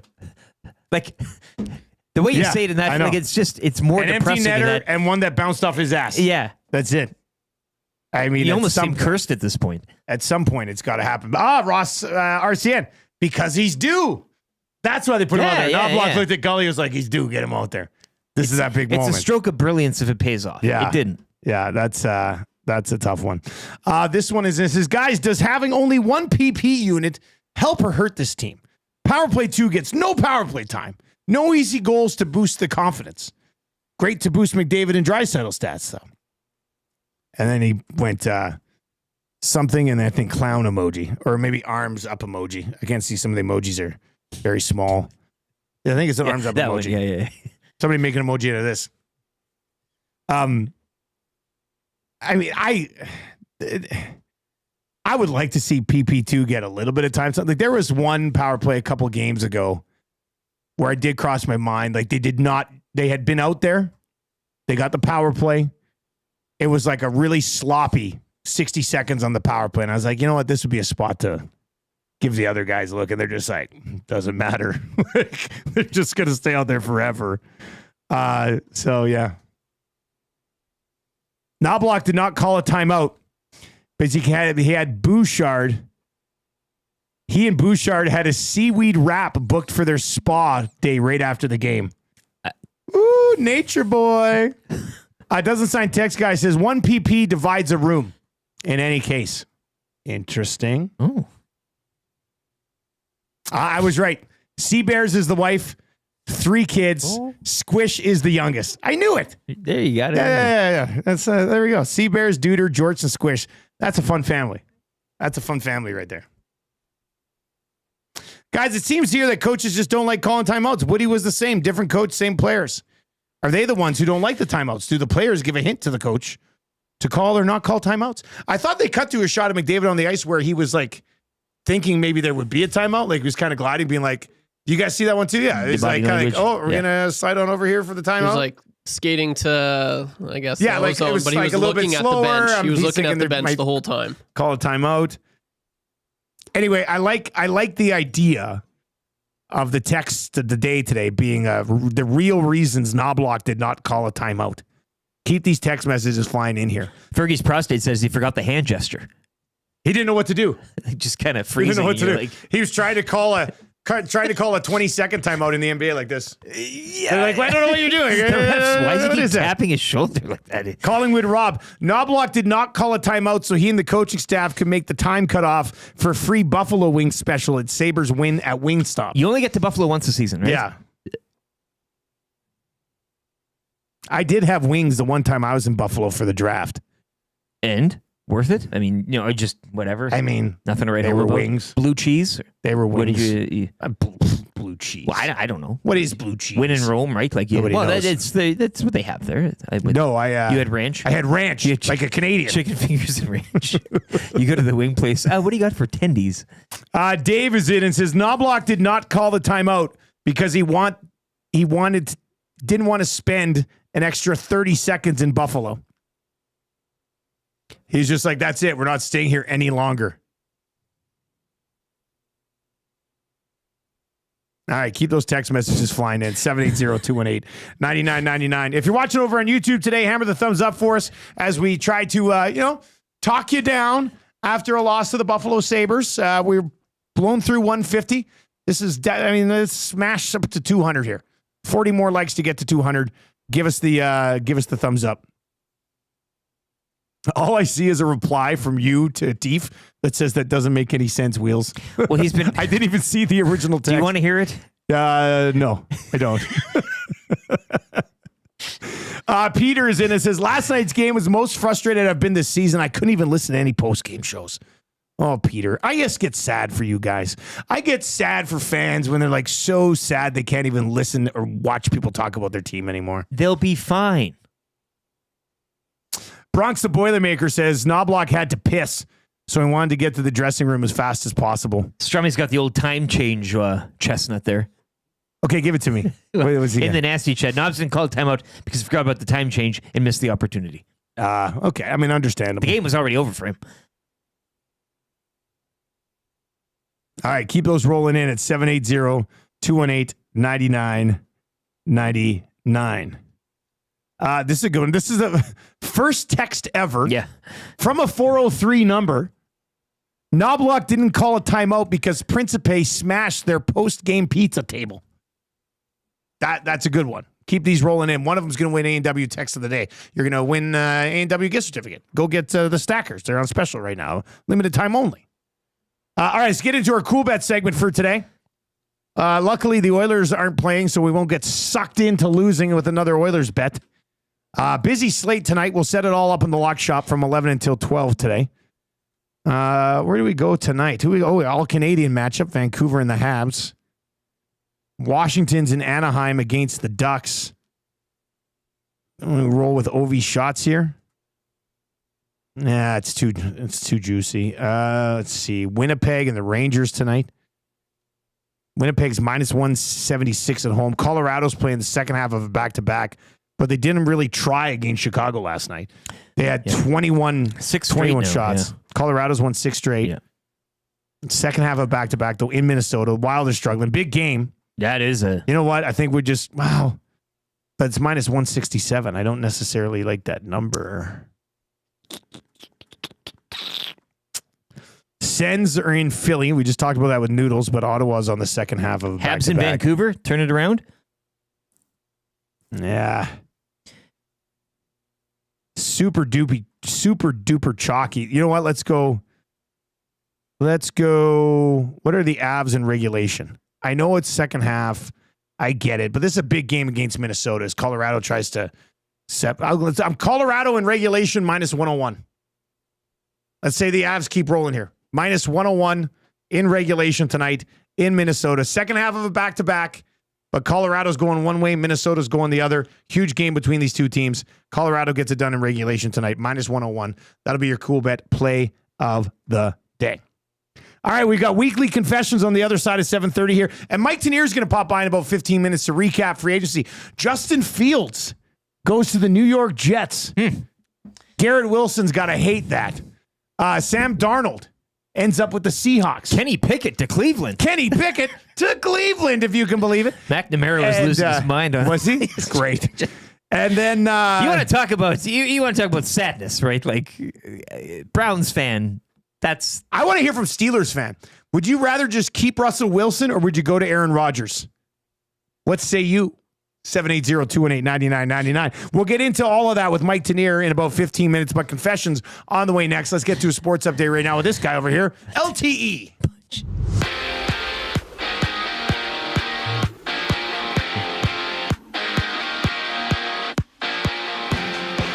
Oilers dropped their first on a 4-game road trip, 3-2 to the Sabres. Leon Draisaitl extending his point streak to 15 games in the loss. The trip will continue Thursday against the Devils. Elsewhere, the Leafs snapped a 3-game slide, 4-3 shootout winners over Utah. Avalanche shutting out Chicago 3-0. Colorado won 6 straight. And Linus Ullmark a season-high 48 saves. Ottawa edged Detroit 2-1. 11 games around the league tonight. Of note, Colorado and Minnesota. Vancouver hosts Montreal. The Jets are at home to the Rangers. Vegas visit Pittsburgh. And the Kings host the Islanders. Over to the NBA, where the Nuggets top the Thunder 141-27. Raptors over the Wizards 119-104, and the Lakers dropped their first since losing LeBron James to injury 111-108 to the Nets. 4 games around the association tonight, including Cleveland looking for its 15th straight win when they host the Nets. And some NFL news from this morning, the Vikings adding defensive tackle Jonathan Allen on a 3-year, $60 million deal. Sports update brought to you by the great staff at Park Mazda and dealer Principal Mitch Lewicki, where he always uses his timeouts. Hi there. If you're like me, you like to picture yourself in luxury, even though there's absolutely no way you could afford it. And if you can, well, even better. Thankfully, I picture myself in something that is luxury, but still absolutely affordable, like the all-new Mazda CX-90 from Park Mazda. With the new luxury features like facial recognition settings and quilted detail Napa leather seating, I can pretend to be comfortable with all of my proper settings activated without even touching a button, thanks to Mitch Lewicki and the great staff at Park Mazda. I like to picture Mitch Lewicki as newborn 8-pound, 6-ounce Mitch Lewicki. You can picture grown-up Mitch, or teenage Mitch, or bearded Mitch, or whoever you want. Park Mazda, your dealer for life in Sherwood Park off Y Road, parkmazda.ca. Pin strap. Pin strap. Pin strap. Awareness month is upon it. Charge. Charlie the Penguin. Chinstrap Penguin. Charlie the Penguin. Chinstrap Penguin. Charlie the Penguin. Chinstrap Penguin. I remember my first toy penguin. Hello. Oh, my name is Hello. Oh, my name is Charlie the Chinstrap Penguin. Because I'm a Chinstrap Penguin. Mean Charlie. Chinstrap is an aphrodisiac. The chinstrap is an aphrodisiac. Confirm. Everything about it is perfect. There's good chinny and there's bad chinny. Yeah. I'm sure Ryan Rashad probably shaving in the hot tub as we speak. There you go. Beautiful. Charlie the Penguin. Chinstrap Penguin. Charlie the Penguin. Chinstrap Penguin. Charlie the Penguin. Chinstrap Penguin. Sketchy animal mascot. Charlie the Chinstrap Penguin. That's a church mascot. I love that penguin. The animal world. Happy church, everyone. Help us end the stigma. Hey now, grow a chinstrap. Charlie the Penguin. Chinstrap Penguin. Charlie the Penguin. Chinstrap Penguin. Charlie the Penguin. Chinstrap Penguin. Charge. Charlie the Penguin. 7:34 on the Nielson Show. Thank you very much for being here today. Charlie the Penguin, the Chinstrap Penguin. Charlie! Sorry, that was me. Charlie, how are you doing today? Oh, Dusty and Lieutenant Eric, I'm Charlie the Penguin. You too, Trev, how are you? It's good to talk to you. I'm Charlie. Hi, Charlie. I'm Charlie the Penguin. Chinstrap Penguin. You should be bringing with your here in the meetings month of church. For the month of church. Yeah, I should. Bring him along. Sit him down. Yeah. And, this is my pet, Charlie the Chinstrap Penguin. People think I'm a psycho. He talks during the meeting as well. Straight, yeah, he does. What do you think of this idea? What is happening here? Charlie, you want to take this one? I don't like this idea. I'm Charlie the Penguin. Can you give us a minute here to? Yeah. Can you leave the room? Me and the Penguin need to. we gotta discuss this a little bit. Give us some time. All right, Nielson Show brought to you by Southport Chevrolet. Drive a little, save a lot at Southport Chev. Looking for a new truck, you're not going to find a better deal. Simple as that. End of story. I don't know what else I need to say. You want a new pickup truck? They got you covered. Drive a little, save a lot, Southport Chev, and it is truck month. Deeper discounts, lower interest rates on Silverados and heavy duties. One of your text messages, and lots of text messages rolling in here on the real reason Noblock didn't call a timeout. One of your text messages to the Parachuters inbox is going to win the A&W text of the day today. So those are good. Pudge says, we don't need a timeout. We've got Janmark. Send him. Ryan from SK. When Connor looked back at the bench for a timeout, Noblock shouted, "Not tonight, Butch." Or Butch. Then he turned to Coffee and said, I always wanted to say that. That's a good one. All right, keep those coming in. It's your path to text of the day today for A&W. All right, weekly confessions. Hey, have you seen the inbox has been taken. Yes, they were in there. Is it in there? Of course, all you got to do is you give it a search. Where is it here? Let me see. There it is. As always. Oh, interesting. Weekly confessions brought to you by Spectrum Rental, where they confess to making a couple of their own moves before the deadline last week. They just ordered 2 new mini track loaders to help with your light construction or home landscaping job. Stop by and see how Spectrum Rental can help you keep your project on time. Man, 2 new mini track loaders. I don't know what those look like, but they sound very helpful. Very helpful, as are the great crew over at Spectrum Rental. You need something for a job, keep your project in time, Spectrum Rental is the place to do it. All right, what are we confessing today? You said you had 2 confessions. Yeah, I do. Do you want Trev to go first, or do you want to go first? I can get mine out of the way first. here. Yeah, let's do we'll it. wait for the 2 confessions. So the reason I've been walking to work so much recently is because I lost my driver's license. Really? Yeah. What do you mean you lost it? I didn't lose it. Like it's been taken from me. Really? Yes. Oh, when did that happen? A little while back, since I've started walking to work. Yeah. There's been some cold mornings. I've worried about you. Then you want me to pick you up? You want me to drop you off? No, it's fine. Is it under your couch? No, I didn't. No, he physically didn't lose lose it. It's taken away. Oh. I legally have lost my driver's license, my ability to drive legally. So when does that happen? When does that come back? Are you messing with me right now? My second confession is I'm lying. Oh, you're a funny guy. I was just like, what? You lost your license? You almost had me. I was going to pick you up. Man, don't do that. That scared me. I know. That scared me a little bit. Get you going a bit. Yeah, no, you got me. You got me fired up. Yeah. Okay. My heart skipped a beat. Yeah, I mean, all of our hearts skipped a beat there. Okay, Trev, what's your confession? Here we go. You're gonna keep it short. Keep it short. If you're driving, pull over. No. And if you're watching on YouTube, stop doing anything else. What do you got today, buddy? Well, I had 17 chicken strips when I got home yesterday, which was pretty good. I confess that. I had a hour and 20-minute bath yesterday. I listened to the whole post-game show in the tub. It was awesome. But aren't you on a bit of a shouldn't you be on a more of a? I thought you were on a water restriction. Yeah, I am. Wow. I don't say anything. That was my first bath. And that's why I'm having extra long baths, because I am cut off on my bath time. So a weekly one? I went from having maybe 3 baths a week to this is my first bath I've had in 2 weeks. Oh, so you did a longer bath and stuff, yeah. Yeah, but yeah. Wait, we're not to the main confession yet? No, and this is so over the weekend. I saw a video and it was John Cena. He's all over the place. And John Cena was on Jimmy Fallon. It's an old clip. Okay. And so he's like, okay, Jimmy Fallon's like, we're going to play this fun game. You know, it's, so I need you to say a verb. And so he says something. I need you to say an adjective. So he says something. And it just got me thinking, and this is my confession. I'm 26 years old. I could not tell you what a verb is, what a noun is, what an adjective is. I have no idea. And I was just thinking, I'm like, gosh, like, if I ever become famous and I'm on that show and he asks me like, what's a noun? Yeah. And I'm just like running or something like that. Gun, walk, I don't know. So you're nervous about getting on Jimmy Fallon and not knowing grammar. Yeah, absolutely. And it's bad. But you know what? I've gotten this far in my life without knowing what an adjective or noun or verb is. That I'm okay. And we just saw Pete. He was my instructor at college. Yeah, we did Dusty a thing with him. and I, we talked with the Lethbridge College last week, and we did one test in all of my time in 2 years at Lethbridge College. And it was a simple test for everyone. They were like, hey, what's the noun? What's the verb? And I was the only one to fail that test. And they said, like, you're in digital journalism and you can't tell us what a noun is. And I'm like, yeah, that's exactly what I'm saying. Like, I may not know what it is, but I know how to use it. You know, I drove to work today. I didn't fly. You know, is that a noun? That's not a noun. There's whatever, something that's matter. a person, place, or thing. Yeah, that's that right. One is, right? Yeah, so, that one.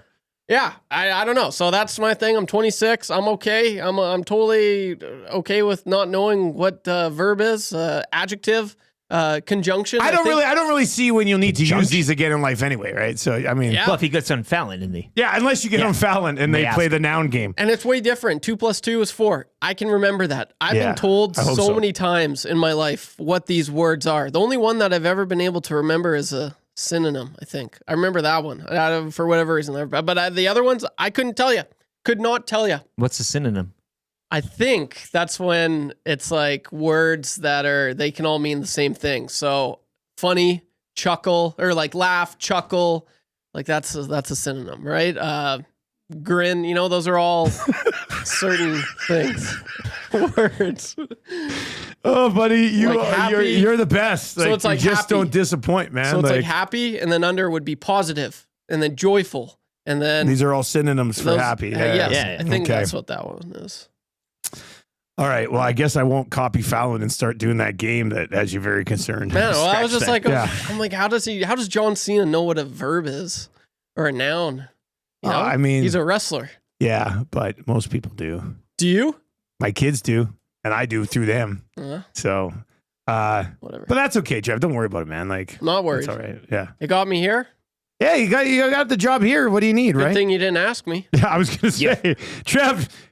We need you to help us with our YouTube stuff, but first, can you please circle the sentences? Go through the sentences and please circle the nouns and the verbs and the adjectives, and we'll see where it goes from here. Yeah, I don't know. I'd tell you, I'd be honest. I'd be like, Dusty, I'm a good guy. I'm a hard worker. Dwayne from Tway is in and says, someone needs to check in with Reed given Trev's confession. Yeah, like you and Reed are the exact opposite people when it comes to reading and words and definitions. Yeah, the book. I was just going to say, he also doesn't know adjectives.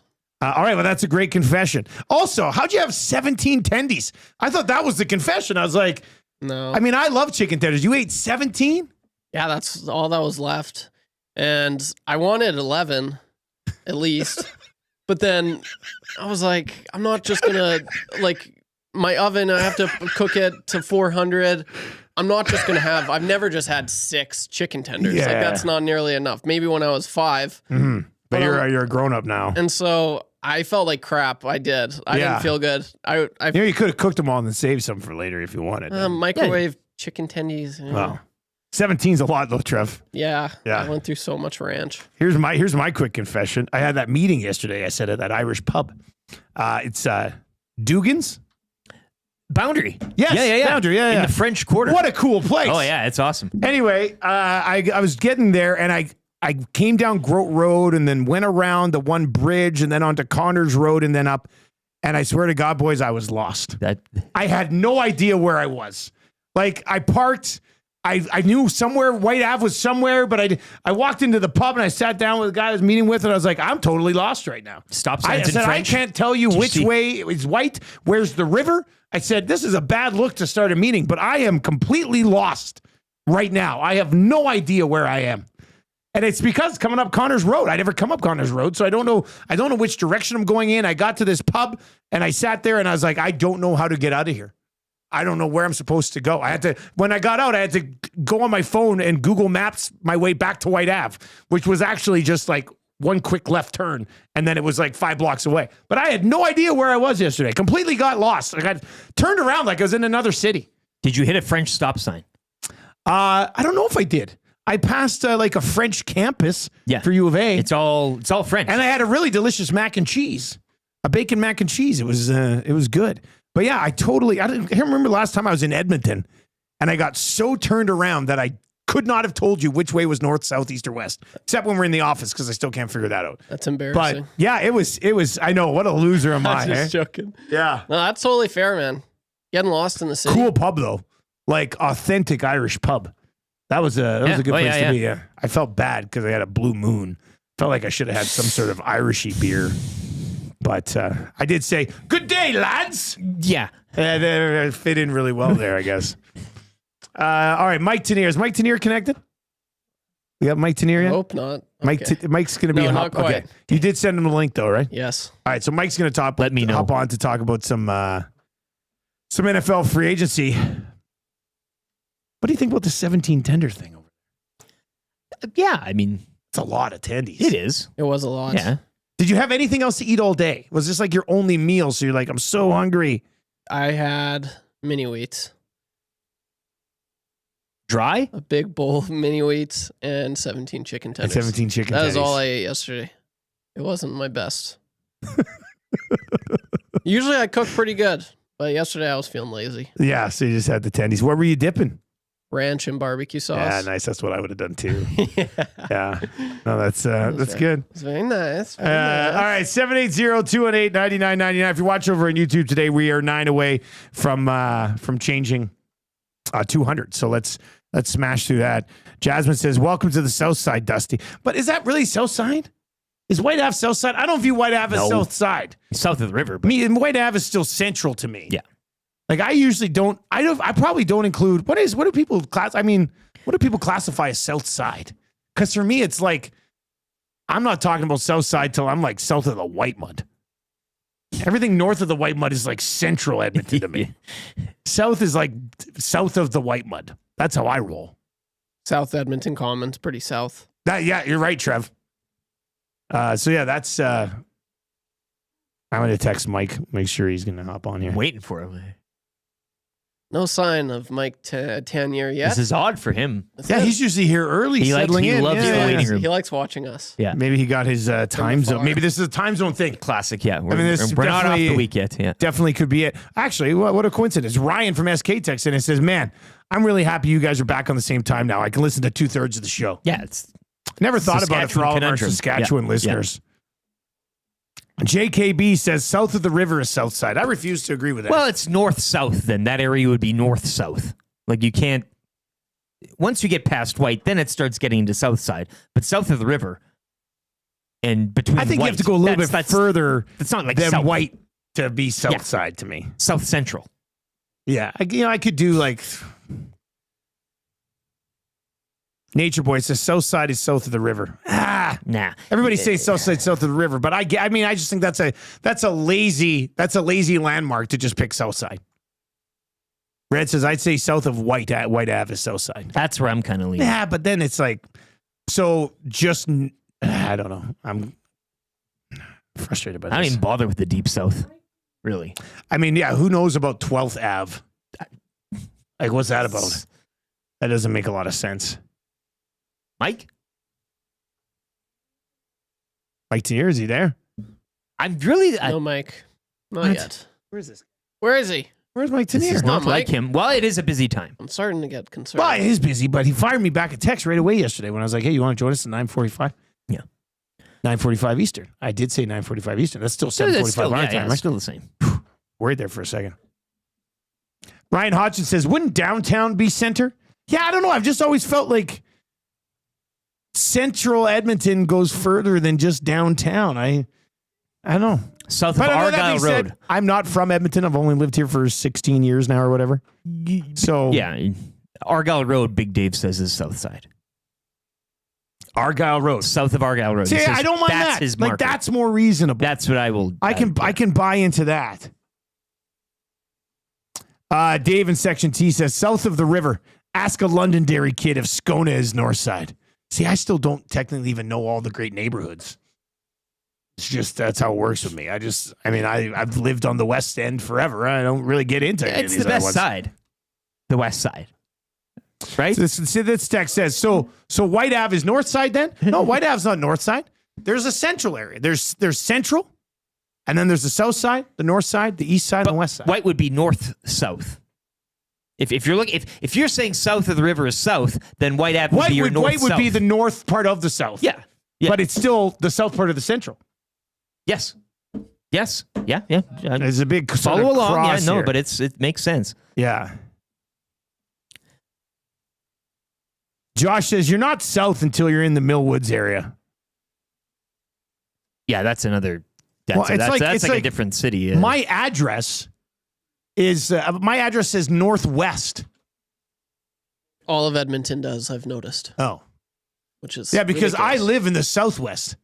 It rattles me when I see my address every time. I'm like, what's your address? Northwest. I'm like, oh, where do you live? Every place. I said I live in the southwest. I don't know why that is, but every place. Do we all have northwest addresses? I'm pretty sure. Your address must be northwest. Mine is. Both of mine. But we don't live northwest. Ah. I live literally southwest. Northwest to whom or what? I think we're all northwest to something.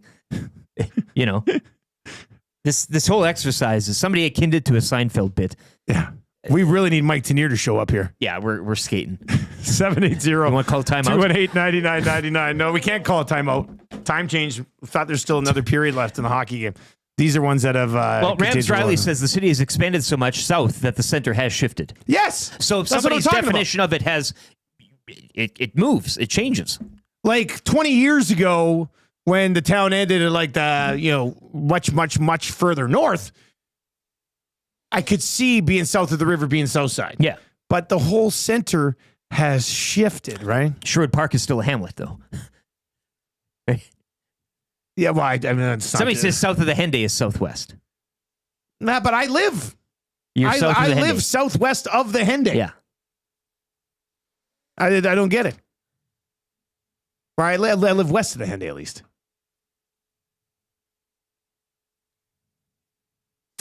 This one in from Beaumont Dusty said, hey, Trev, sorry to burst your bubble, but there's definitely addresses with southwest. When you get down to First Ave Northwest and cross the avenue, start and count back up at southwest. That's got to be quite a ways down there then, eh? Lots of people chiming in on this whole debate. I'm sure it'll be a conversation around the office today as well. Mm-hmm. Where does Southside start to you in Edmonton? 780-218-9999. It's opinion-based, as we found. I don't think there's a correct answer. Look at this. Pepto76 over in the Nasty Chat says, I live downtown, and my address says Northwest. Yeah. I mean, this is ridiculous, isn't it? It really is. Dave in Section T, I don't even know if we want to open up this can of worms, but he says, what's West End for you guys?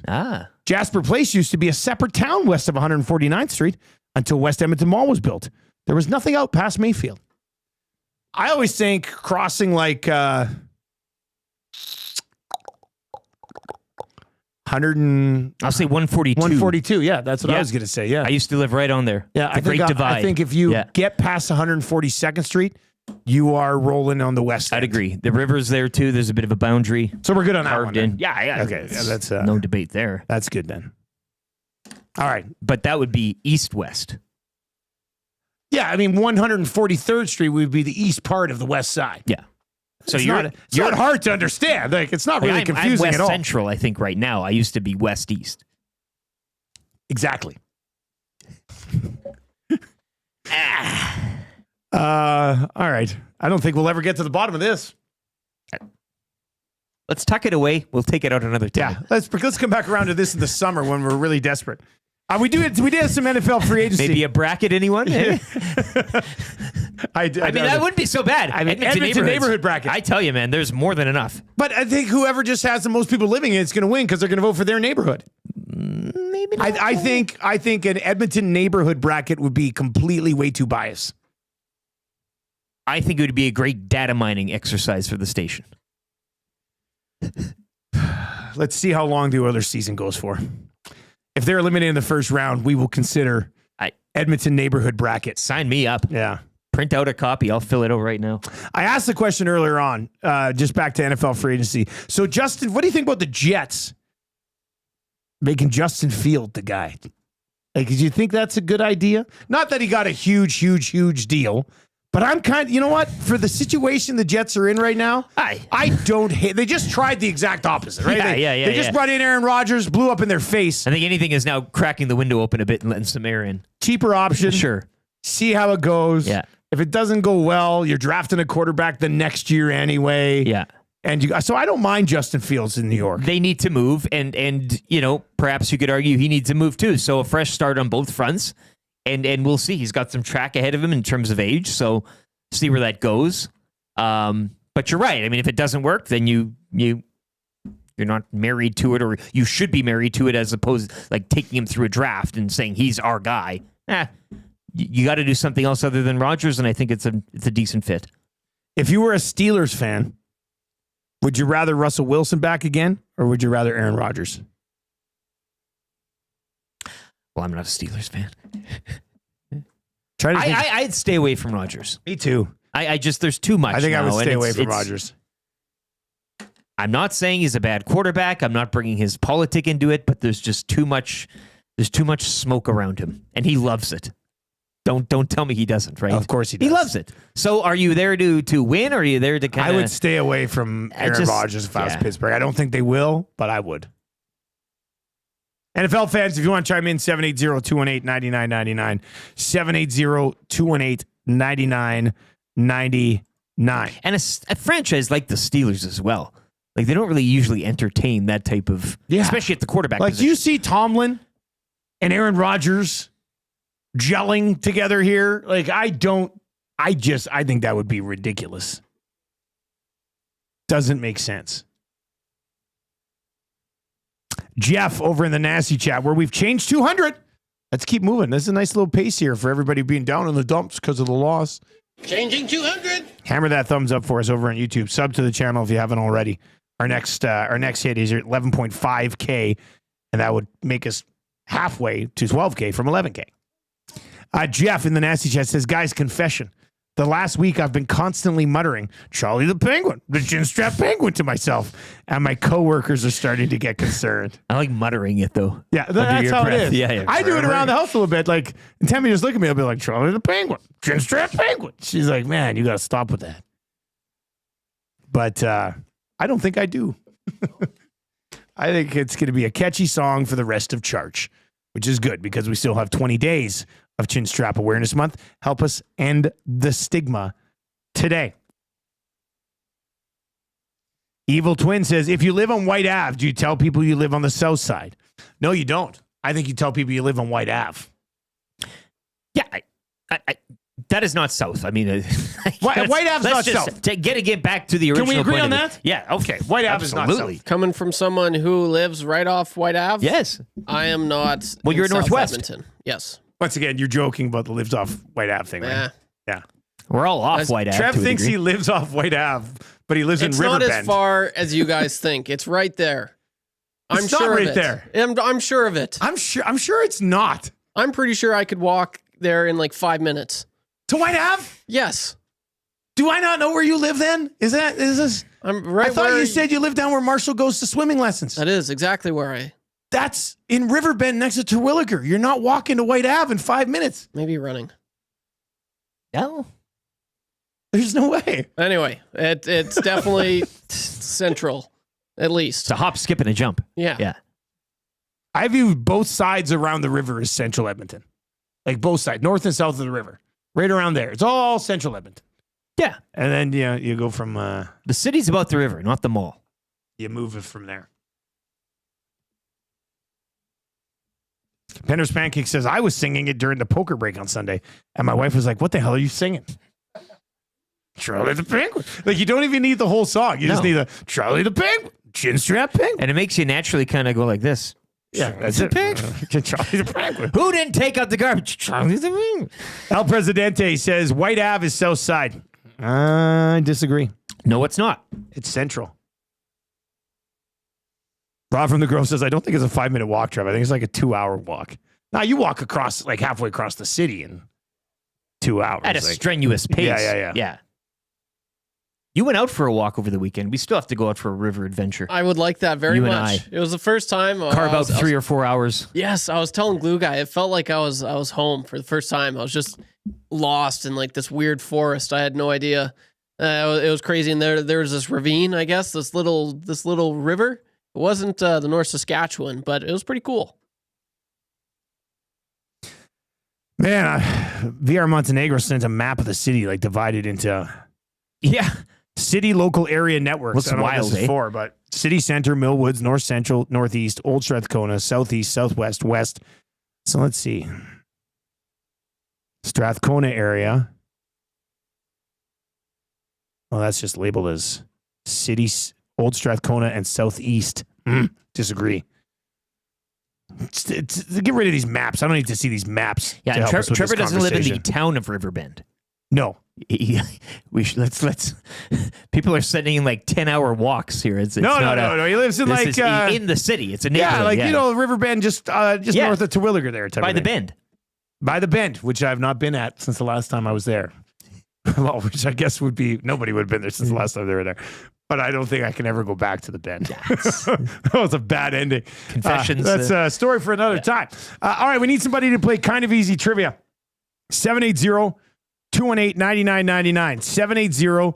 780-218-9999 is where you can get in. Let Trev know that you want to play. Gift certificate to Mr. Mike's Steakhouse Casual is up for grabs. You just need to get 3 out of 5 questions correct. We need some questions for 3 questions too many. Submit those as well to 780-218-9999 or lay those over in the nasty chat as well. And we can get to a few of those. We got a sports update here for Windsor Plywood Leduc, which is Southside. That I know. Yeah. That I know. Well, it is. If you lived in Red Deer, though, it'd be like if zoom fair point. Zoom out provincially. It's actually more central. All right, Windsor Plywood Leduc sports update. Here he is, Lieutenant Eric.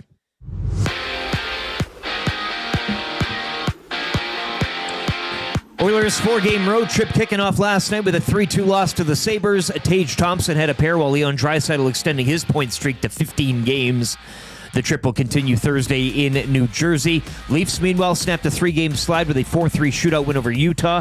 Nathan McKinnon reaching 1,000 points. Avalanche shutting out Chicago 3-0. And Linus Ullmark 48 saves as Ottawa would edge Detroit 2-1. 11 games around the NHL tonight. Of note, the Kings host the Islanders. Vegas are in Pittsburgh.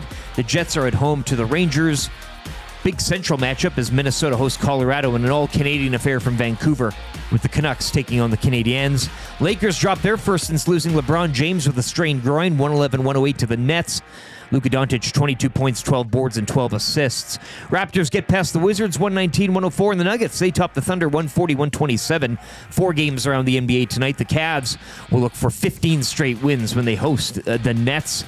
And NFL news and notes from earlier today, the Vikings adding defensive tackle Jonathan Allen on a 3-year, $60 million deal. Sports Update is brought to you by Windsor Plywood Leduc, locally owned and operated, serving Leduc and the surrounding area since 1993. Doors, flooring, baseboards, and of course, plywood.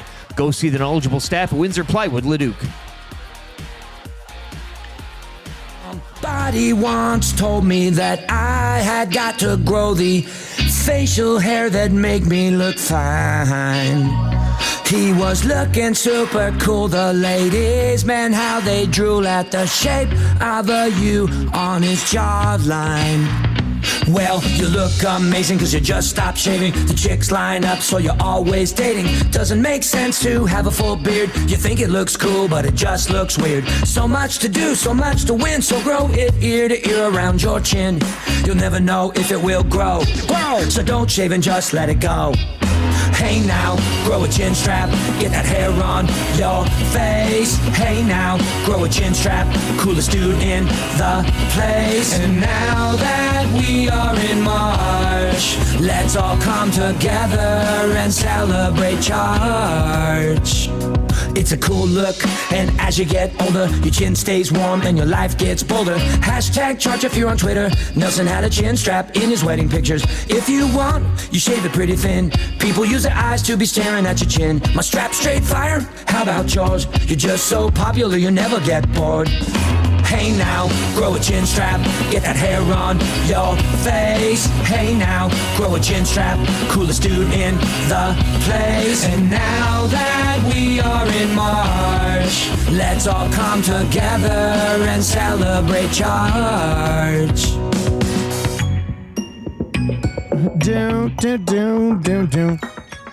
Happy Charge 11th, everyone. The Edmonton Oilers losing to the Buffalo Sabres. Yada, yada, yada. That wasn't good. We'll get into that conversation with Joaquin Gage. Flush it. If you are listening on TuneIn or iHeart or at EdmontonSportsTalk.com, please fire us a text message and send a text to your buddies with the link to EST so they too can join in on the fun. Davo's tape job says the cutoff north and south is the river. Am I high? But here's the thing. The river doesn't go straight across. The river kind of goes on an angle. Yeah. So if you're south of the river over in the east, you're going to be much further north than being like north of the river down in the west. So that doesn't make sense. I think the river cutoff's just a lazy way to do it now. This is 2025. It is, yeah. This is the era of Google Maps. Come on. We are not hating the idea, though, of a bracket of the best neighborhood in. And then people could rep their neighborhoods and be like, here's this. You could have campaigns. You could have, people could vote for it. And then in the end, we could choose one person to represent the entire neighborhood. They should have a system like that somehow. People are proud of their neighborhoods. I'm proud of Meadowlark.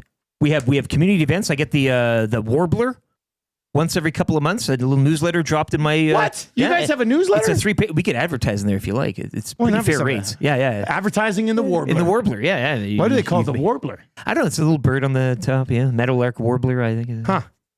That's interesting. We don't have a neighborhood strong community. We don't have a neighborhood newsletter. We got the little building you rent out. They'll fry burgers, quarterly of the year, and people from the neighborhood come down and you know what? Maybe interact. And maybe I'm just not a good neighborhood guy. I love it. Maybe my neighborhood does have cool stuff like that, but I'm the stick in the mud neighborhood guy. Look into it. It's nice. I don't think I am, but I might be. I guess we're all too detached nowadays with our phones, right? Yeah, nobody wants to be a neighborhood guy. Nobody's neighbor. This would be a nice way to bring communities together. Yes. Yeah. All right. Nielsen Show is brought to you by South Fort Chevrolet. It is truck month at South Fort Chev. Deeper discounts, better interest rates on the heavy duties and the Silverados right now at South Fort Chev. All right, kind of easy trivia. Who's playing kind of easy? Who do we have, Trev? This is Glenn. All right, Glenn's going to play today.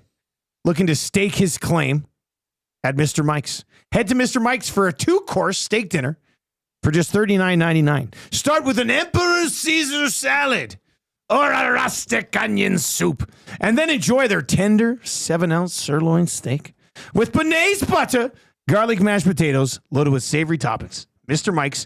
Eat locally. Enjoy casually. All right, let's go to Glenn. We need some questions for 3 questions too many too. So fire those over. Neighborhood questions, non-sports questions, Oilers freakout questions, NFL questions, CFL questions. It doesn't matter to us. All right, Glenn, you ready to play, buddy? Yeah, you bet. All right, here we go. I'll start the ticker. After read the first question. Good luck, man. Gift certificate to Mr. Mike's is up for grabs. Name one player who scored for the Oilers last night. Who scored? What position does Ukko-Pekka Luukkonen play? Quarterback. True or false? Pekka Luukkonen is from Gibbons. False. Which defenseman now wears number 96 on the Oilers? Waldman. Which player once wore 98 for the Oilers but had to change it? Pass. 3 out of 5. It's enough. Wow. And he got it! That is why I did it! At number 5! Are you kidding me? That's right! Who do you think you are? I am! Get it right! You can't have a newcomer come in and steal the show. That's a paddling. Oh, we've been strong. We're just playing by the rules. Ooh, you better believe that's a paddling. And I was in Miami with my new beach house. Well, it was a couple minutes from the beach. That's a paddling. The first year, we took it to the limit. Take it to the limit! You cannot come to my house. No, not today. You cannot come to my house. No, not today.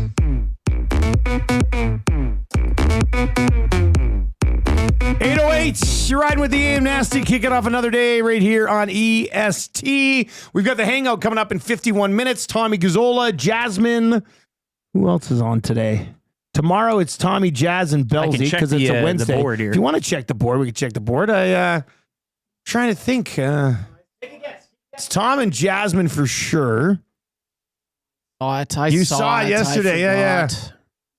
And tomorrow's Tommy, Jazz, and Belzy. Friday's the heavy hockey guys and Surveyor Brett with Tommy. Oh, I know it. Today's the 11th, Rick. Yeah. I can't remember who it was. I saw it yesterday. I looked at the whole board yesterday. Oh, here he is. Lieutenant Eric has the answer that we've all been waiting for. You'll know him. NHL.com's Derek Van Diest. DVD in the house. DVD and Preet as well. Oh, yeah, Preet. Yeah, that's the other one I knew. Preet from Gallo. Hey, if you're looking to get your taxes done, Preet at Gallo. Well, he'll be in today. He'll be talking Oilers. And if you have any tax questions, Preet's your guy. So we'll have that coming up today as well. All right. Let's get into 3 questions too many today for the great staff over at Park Mazda. Lieutenant Eric, do you have a liner for this segment? Yes, 3 questions too many, brought to you by the great staff at Park Mazda and dealer principal Mitch Lewicki, where he thinks the better idea is to have a bracket of neighborhoods in Sherwood Park. Park Mazda, your dealer for life. I don't want to ruin it. Heritage Hills, Clarkdale Meadows. Sherwood Park's not in this thing. Like if we do neighborhood bracket, it is Edmonton only. They still want to be a hamlet? They're a hamlet. City's too good for ya. Check them out today, Park Mazda, your dealer for life, or online, parkmazda.ca. Do you have a Twitter account? At Lieutenant_Eric. You can follow on Twitter and the station account at YEG Sports Talk. Yeah, give us some love over there, eh? You know everything that's going on. You can see the video clips, the podcasts, get caught up. Know when the boys, Hernan and Tommy, are on for pre- and post-game, the GCL Diesel pre- and post-game shows, so they always use funny GIFs. You know what I mean? In relation to the result. Yeah, GIFs are always funny. No Bueno was the one last night. Oh, yeah, that was a good one. Gordon I like Ramsay. that. Yeah, No Bueno. All right, question number 1. This comes in from Trevor. Not our Trevor, but a different Trevor. Am I an idiot for thinking the Oilers played well last night and just couldn't finish? I mean, idiot's a strong word. We don't use idiot in the Nielson household. I'll say yes. Because, and no, not with a capital I, though. We did go over the numbers. They out-high-dangered them. They outscore-chanced them. I know the shots would reflect that, and I think where the person's coming from, but I like, they didn't play bad, but Buffalo deserved to win the game. Like you did say, expected goals was it was a saw-off. Yeah, yes, a close one, but 2.5 each, basically, but, well, it was 2.27, but the forwards, I'm sorry. Now, the posts, that's the thing. That was. I mean, they had a lot of, and Luukkonen was really good. Luukkonen was good. Yes. I'm not going to sit here and say they got goalied, because I don't think that's what happened last night. No, I think you find a way to win that hockey game. Yeah. 780-218-9999, 780. So you are saying that guy is an idiot for thinking that. I'm going to say you're not too much of an idiot. Not too much of an idiot. It's strong word. I'll agree with the texter. I was just talking about the family last night. So last night was Marshall and the Muzz's last basketball class. And they had a good time. But so we've been driving this basketball on the south side. Okay, it's definitely south side. It's south of the Henday. Okay, so there's no debating it. It's on the south side, the little basketball thing. And every day we drove to basketball, we drove past this place called Pafitza. Pafitza. It's only one location in Edmonton. And I told him, I said, on the last day of basketball, we'll bring Mummy to basketball and we'll go to Pafitza for supper after. Because they're like, I want to see what Pafitza is like. We need to go to Pafitza. So last night after basketball, we go to this place on the south side called Pafitza. And it's like a pizza joint, but their crusts are like flaky, like puffy and flaky. I guess that's why it's pastry. called Pafitza. And it was delicious. Like it was pretty good pizza. And the guy in there was just great. He reminded me, like he was a people pleaser, this guy. He reminded me of, what was the Seinfeld episode with the restaurant that Jerry's like, no, you should do your Babu Bhatt was that? This guy was great. Yeah, like we real walk restaurateur. Oh, he was. Hey, yeah. So we get in there and he's like, "Oh, this is." Like, he's laying it all out for us. A warm dishcloth for your face. And the funny thing is like nobody else was there. It was just us in this place, so it had that vibe. And he was laying out all the pizzas and stuff. And I was like, "Man, this is really cool." And he's talking about the crust, and he's like, "We're famous for this stuffed garlic bread stuff." And I was like, "Well, we're gonna have to try that." Okay. And then we order and I go to pay and he goes, "Pay me later." I said, "What? Later? What do you mean to pay you later?" So then I sat down and cricket was on this massive TV. They got this huge TV in there. It's like an 80-incher. Cricket was on and I put up the Oilers game on my phone. And I was like, "Hey, we'll watch here." He goes, "I'll put on the Oilers game for you." No way. He goes, "Would you like to watch something on the TV?" I was like, "I would like to watch something on the TV." I said, "Can you put on the Oilers game?" So we had the Oilers game on this like 80-inch TV. And we're sitting there and he's making the pizza for us and stuff. And then he brings out the first two pizzas, Tammy and I get up again with my debit card. I'm like, "Hey man, I'll pay you." He goes, "Wait till after the meal." I said, "What is going on here? Like, this is a place where you would pay before you get your." So we brought it all out. He's like, "Would you like this dip and this dip?" I'm like, "Man, I'll take whatever dip. Like, it doesn't matter." And then after the meal, finally, I said, "Hey man, I'll pay you now." He goes, "Okay, yeah." It was fun. Sounds like it's a nice place. He's a nice guy. I want this guy's business to succeed. Sounds like you man. stumbled in on like a soft opening. That's kind of what it was. Let's test the sauces out on this guy. One person did come in. A girl came in partway through, and she stood at the till like she was ordering, and then she just opened up the door and went into the back. And then he was like training her while he was doing it.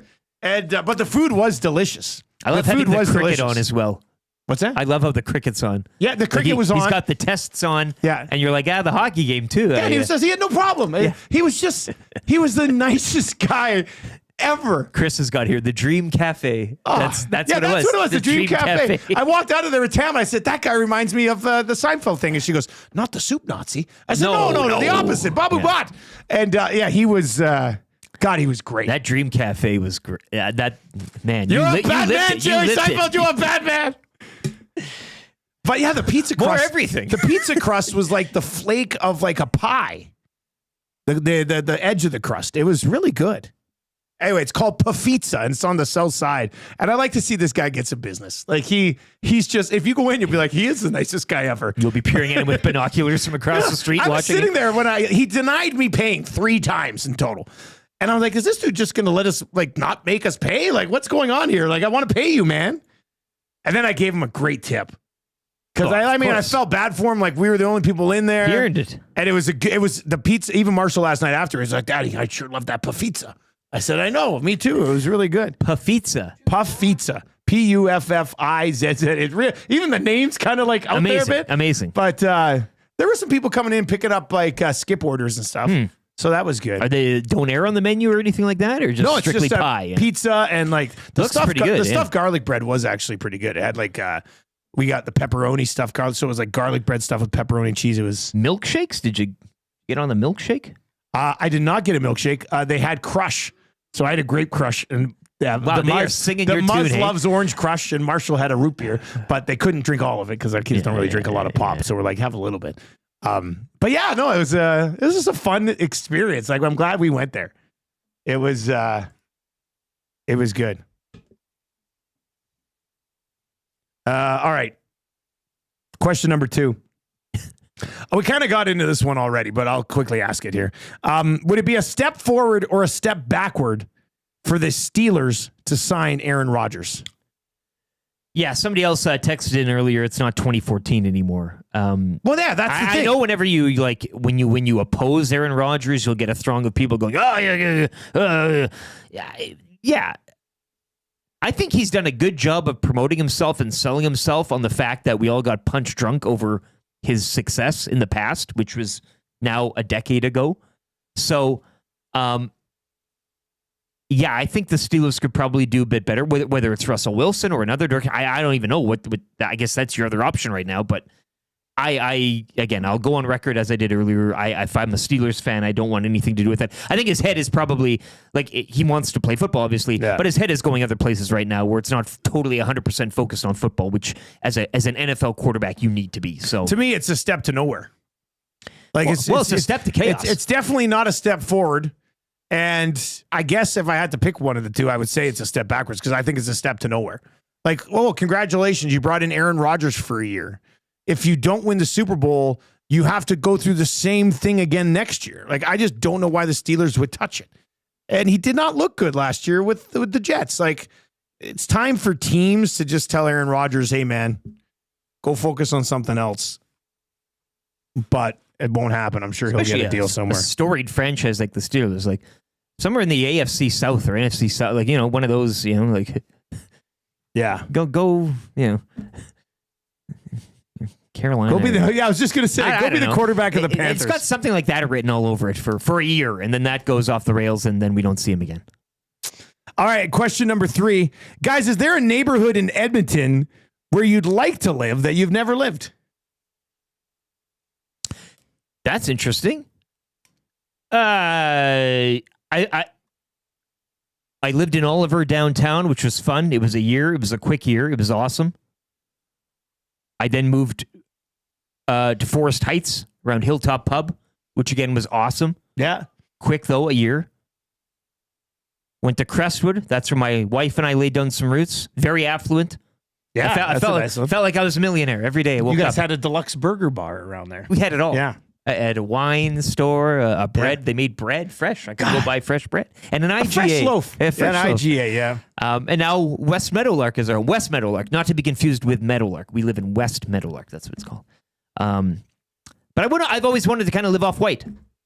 Oh, that would have been fun. University area or whatever. I mean, those days are past, I think, for me. But, as a young buck, like Trevor, he's near White now, but he's not on White. Just somebody looked it up. It's about a 2-hour and 50-minute walk. It's a bit of a jaunt. It's a bit of a jaunt. It's debatable. Yeah, it's the White Ave area. A little bit longer than the 5 minutes you suggested. Yeah. White Ave area would be great. You remember where Jess Jackson used to live? I remember party going over to there. Jess's place. Even that area is okay too, kind of by Ritchie. Yeah. But somewhere off White Ave would be. I totally forgot. Like I was gonna say, I've only lived when I moved here, I lived in a hotel for 3 months, Royal Executive Inn. Then I got an apartment on just west of the Henday, south of the White Mud. Then we got our house in Terwilliger. Love that. Just needed a bigger house, so we couldn't find one in Terwilliger. So now we're in the Hamptons, west of the Henday. But I did live in Edmonton before I moved here for 1260. Like I lived in Edmonton a couple of times. I lived just behind that 7-Eleven that I go to after I go to Cook County. The one where the Godfather picked you up. Yeah. So I live like 3 blocks behind there. So what's that? Just north, is that Scona School there? There's a pool and the rink and stuff. Yeah. I lived right there. And then when I moved back again, I guess I lived in Edmonton twice before I moved here permanently.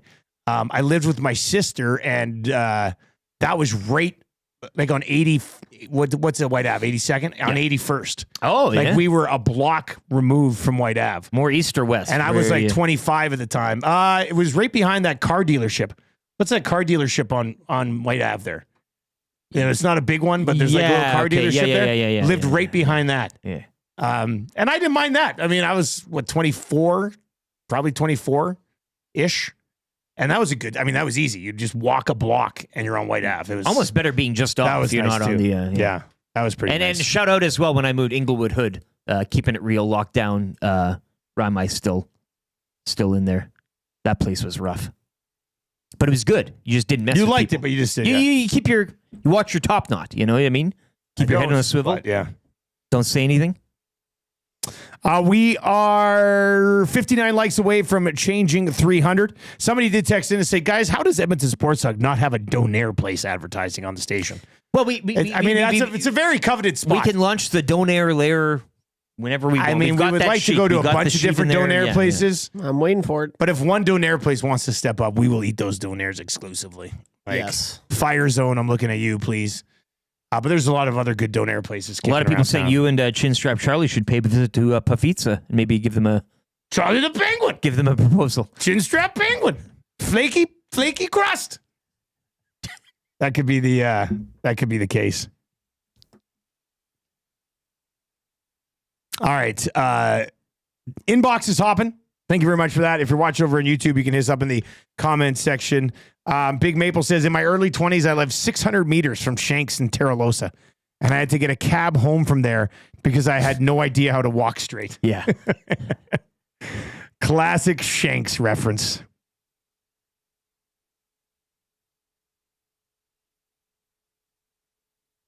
Yeah, it turns out people lived all over this city, Eric. That's one thing we've learned today. Who would have thunk? Yeah, what are the odds? People live in various neighborhoods.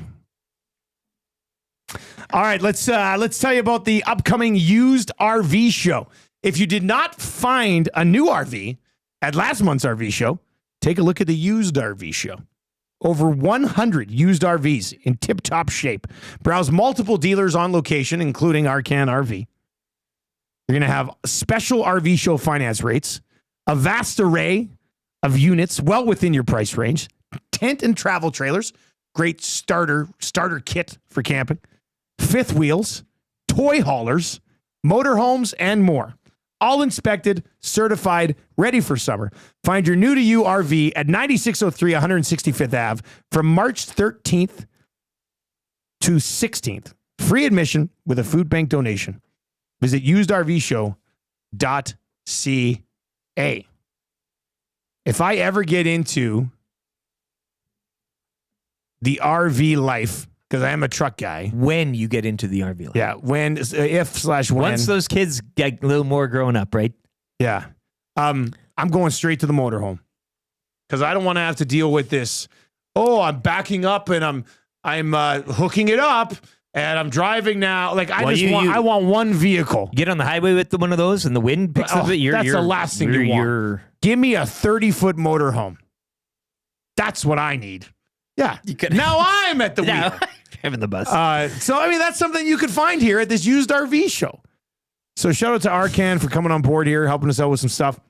9603 165th Ave. This starts on Thursday, runs through the weekend, March 13th to 16th. And I don't know if it's, I mean, people who've been RV people,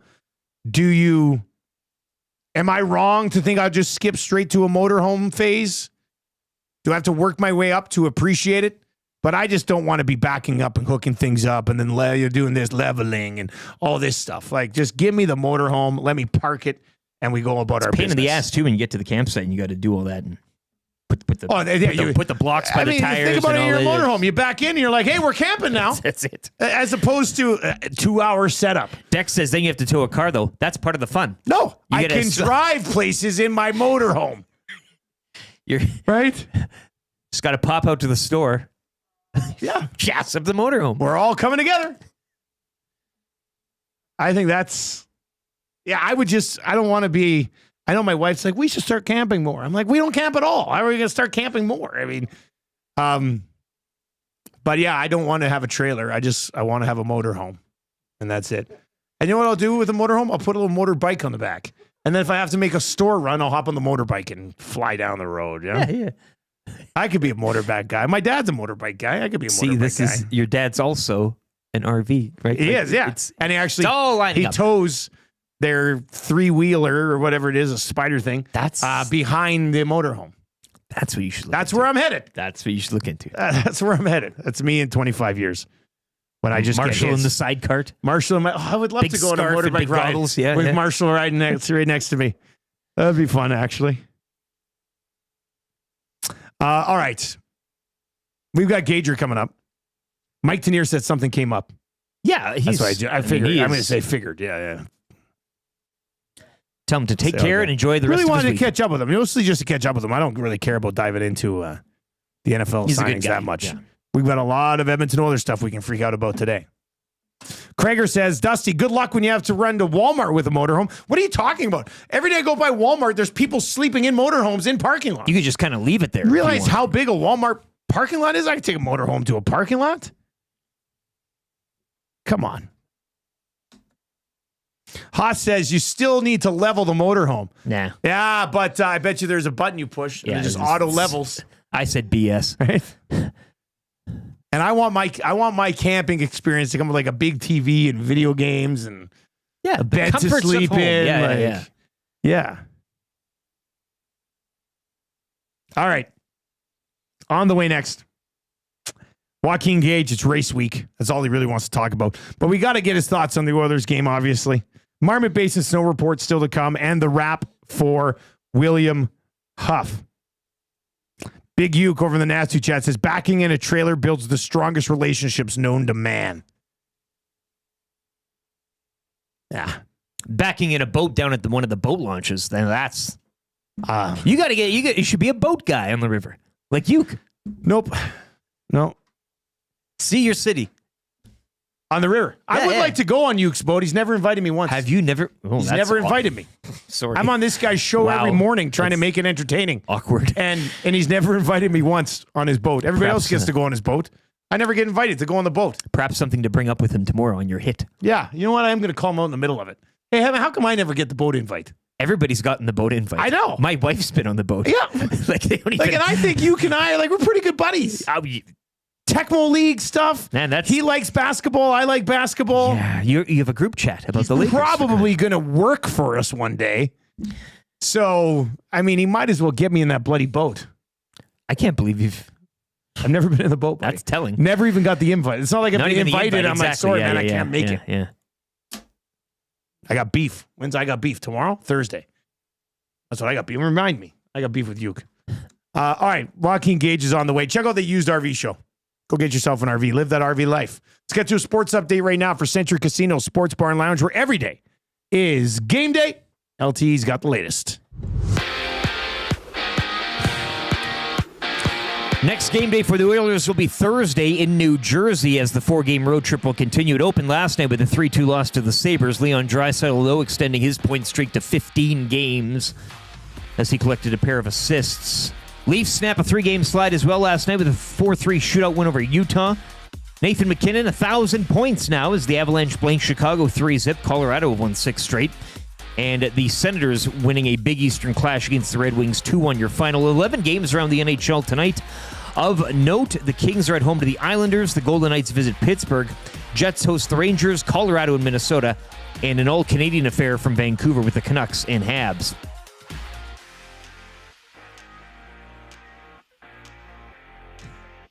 Lakers dropped their first since losing LeBron James with a strained groin, 111-108 to the Nets.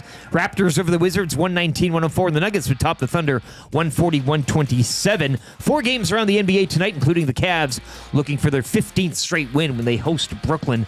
The Minnesota Vikings as well, adding defensive tackle Jonathan Allen this morning on a 3-year, $60 million deal as free agency trucks on. Sports Update is brought to you by and presented by Centric Casino Sports Bar and Lounge.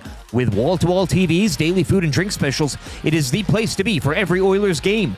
Every day is game day at Centric Casino Sports Bar and Lounge.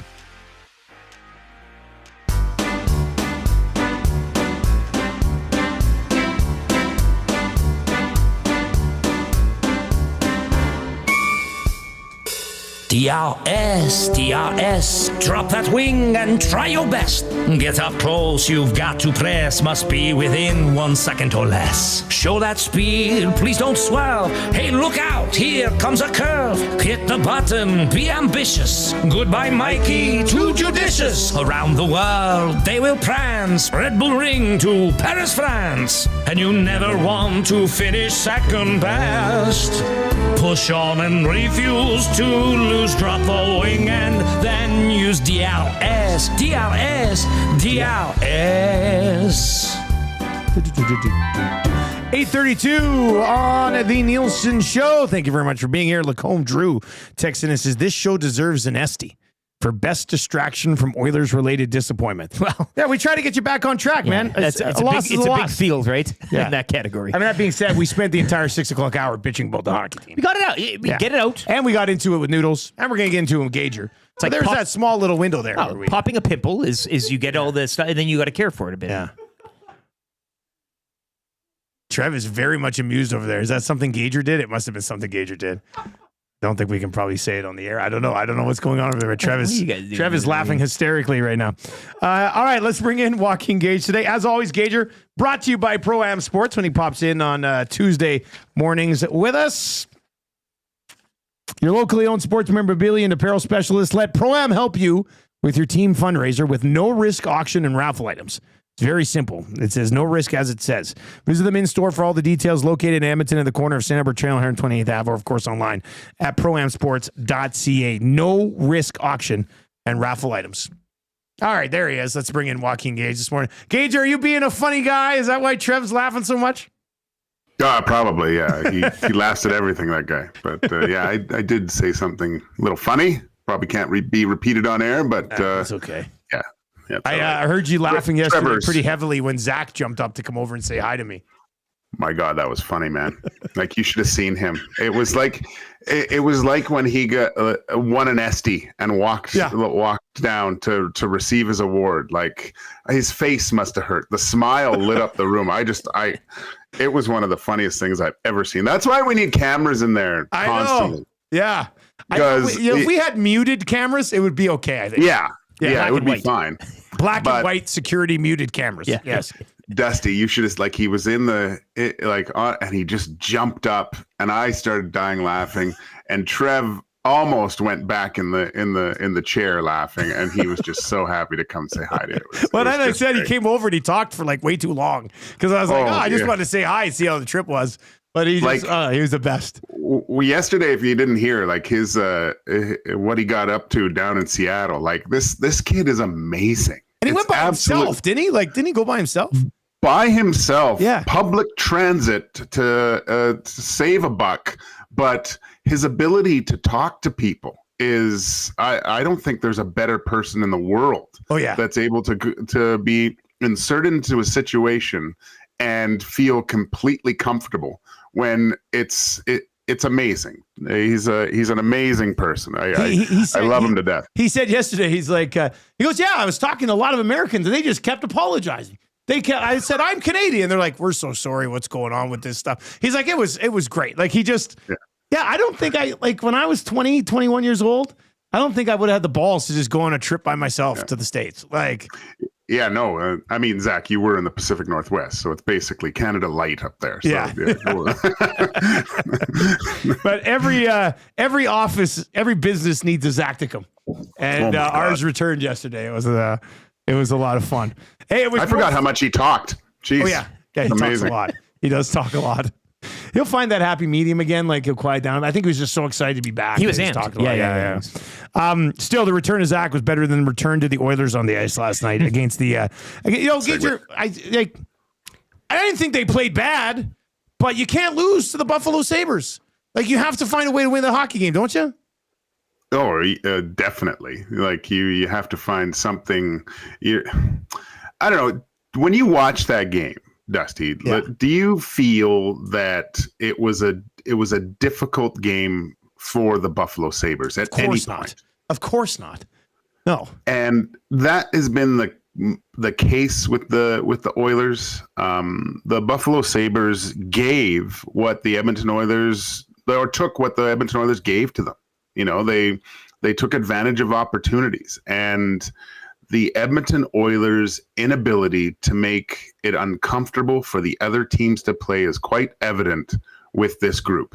And their unwillingness to play a brand of hockey with, I guess, lack of a better example is the Al Pacino speech in Any Given Sunday. Like, battling for every single inch. Like, and I know I harp on the Four Nations, but that type of hockey is boiled down to its basic form, and it comes down to that willingness to do things that are very difficult to do, an execution level and a skill level. And it just seems to me that this Edmonton Oilers team is hell-bent on only outskilling other teams. There's no other way to win a game. They're not willing to get spill blood in the mud and get deep down and dirty. And maybe some of these guys that are eventually coming in, probably the reason why you see the names that were acquired at the trade deadline is because the coaching staff, the management realize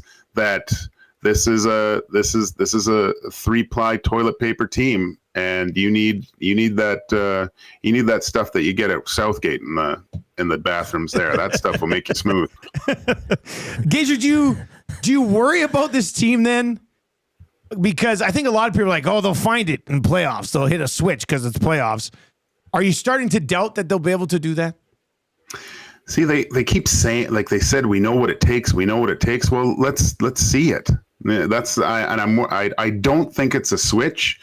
I think if they don't find some semblance of that type of game to play, they might find it in a playoff series. But my concern about that is that will come in Game 5 or something, and it'll be too late at that point, right? It's that you can't just Game 83. Now we're going to start playing hard.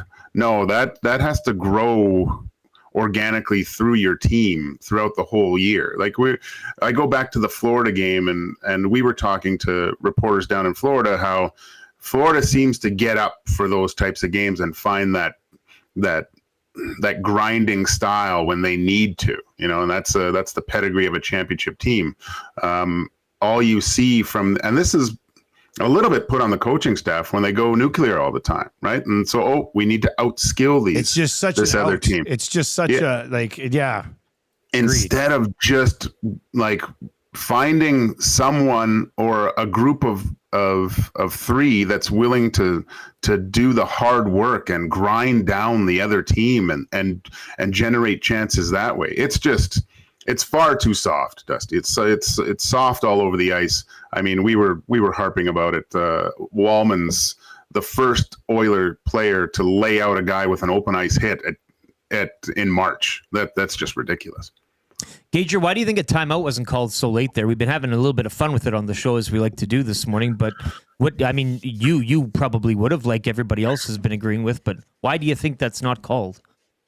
I think it was just a coach trying to find, maybe he saw that the other team was a little bit gassed. He knows Connor can keep going. He's the Energizer Bunny. Maybe he thought that the timeout would be more beneficial to the other team. Yeah. And if usually in that case, the coach asks the guys, like, you know who's going to be out there. I would be, do you guys need a timeout? Right? And if they said no, then giddy up. But maybe that was a point of lack of communication between coach and player. Hopefully that was discussed, or maybe it was just an executive decision by the coach saying, you know what, I think we got these guys on the ropes a little bit. Let's try to grind them down here. What did you think of the goals against last night, Gager? Ooh, so the first goal, that was the Tage Thompson. That was the rebound goal, and Thompson beat the guys to the puck and buried. There's a lot of who was it? The forward fell, right? So that was the first, kind of opened it up. The rebound was horrible, but the lackluster effort of letting Tage Thompson, like, it's not like he's a small guy, like you can get in his way and hopefully give your goalie a chance to cover it up. But he had a free pass to that rebound. But you're right, horrible rebound. The rebound shouldn't have been let out, but you can't. This is, again, Tage Thompson didn't have to do anything to earn that second chance opportunity, right? So he just waltzed in, and they were handing out tickets. So I didn't like that one. Second goal, I mean, I'm not a huge fan of the deep lunge of Darnell Nurse when he goes down to block that. It looked like Stuart Skinner was caught off guard and couldn't pick the puck up. And it all started, like, you watch the one angle, Zach Hyman is right beside him in the offensive zone, and he doesn't take any strides until he kind of realizes and then starts coasting back. Again, another instance where Tuck didn't need to do anything extra to battle for his position on the ice. He got a free lane all the way through and was able to pick his spot. And I mean, he's got a great shot. So just another few little things that they were offered to the Buffalo Sabres. The last one, I mean, again, it's three things that are wrong with that play. The giveaway at the blue line, Bouchard's speed, even Podkolzin, he kind of looks and sees what's going. You just put your head down and bust your ass back, right? And try to get something there. Thompson makes an unbelievable move Stuart Skinner looks awful in that scenario. But it was a sick move by Thompson, but like Skinner's stick also got taken out. And then I think he face plants down and you're like, oh God, this is not. You know, and as a goalie, you got to expect the worst. When you end up on your stomach as a goalie, usually it's because something catches you off guard, right? And it's not a good position to get in. So, I mean, he sees Bouchard coming back. It looks like he's going to get the puck. He's got one hand on his stick. It gets batted to Thompson, and he's got the slick mitts that's able to go wide on Skinner. And I heard Noodles talk about the lateral movement, and yeah, it's not as good as a lot of other goalies in the league, and that's what teams will look to exploit. Stuart Skinner's go east-west with passes and get him moving, right? But you as a goalie, you have to expect, okay, what if this puck does come loose to Thompson and he's all alone? And it just looked like Skinner was caught a little bit off guard and not ready for that one. All right, let's flip over to something a little bit more fun to talk about, and it is race week. It is race week. They're heading down under to get things started, Gager. On a level of 1 to 10, are you like a 12 right now? 13. I just it's going to be tough, boys, because the invites for EST will go out today to start building teams. $100 million. Everyone's expensive. The most expensive driver going into this year, you guys, what would you say it was, Dusty? Who do you say? I'm gonna guess it's Lando. And you would be correct. Wow. So not Max, hey? No. That's interesting. And guess who's second? Lewis. It's Leclerc. Oh, okay. I mean, that makes Hold sense. on. Man, so Max Verstappen's the third. He's the third highest? Yes. Huh. And how much? I mean, if we have $100 million payroll, how much is Lando? 29 million, I believe. Okay. All right. So, You but make a then couple of there's big the boys constructors, right? Yeah. McLaren's first, Ferrari's second, Red Bull's third. So it's going to be tough. So are you buying into that, Gager? Like, do you think that it's going to be that wide open this year? Yeah. Yeah, I think it is. I mean, the way they're talking about this McLaren car, there was a lot left off from testing in Bahrain a couple weeks ago. I don't know if you watched all 9 hours, 12 hours, but I did.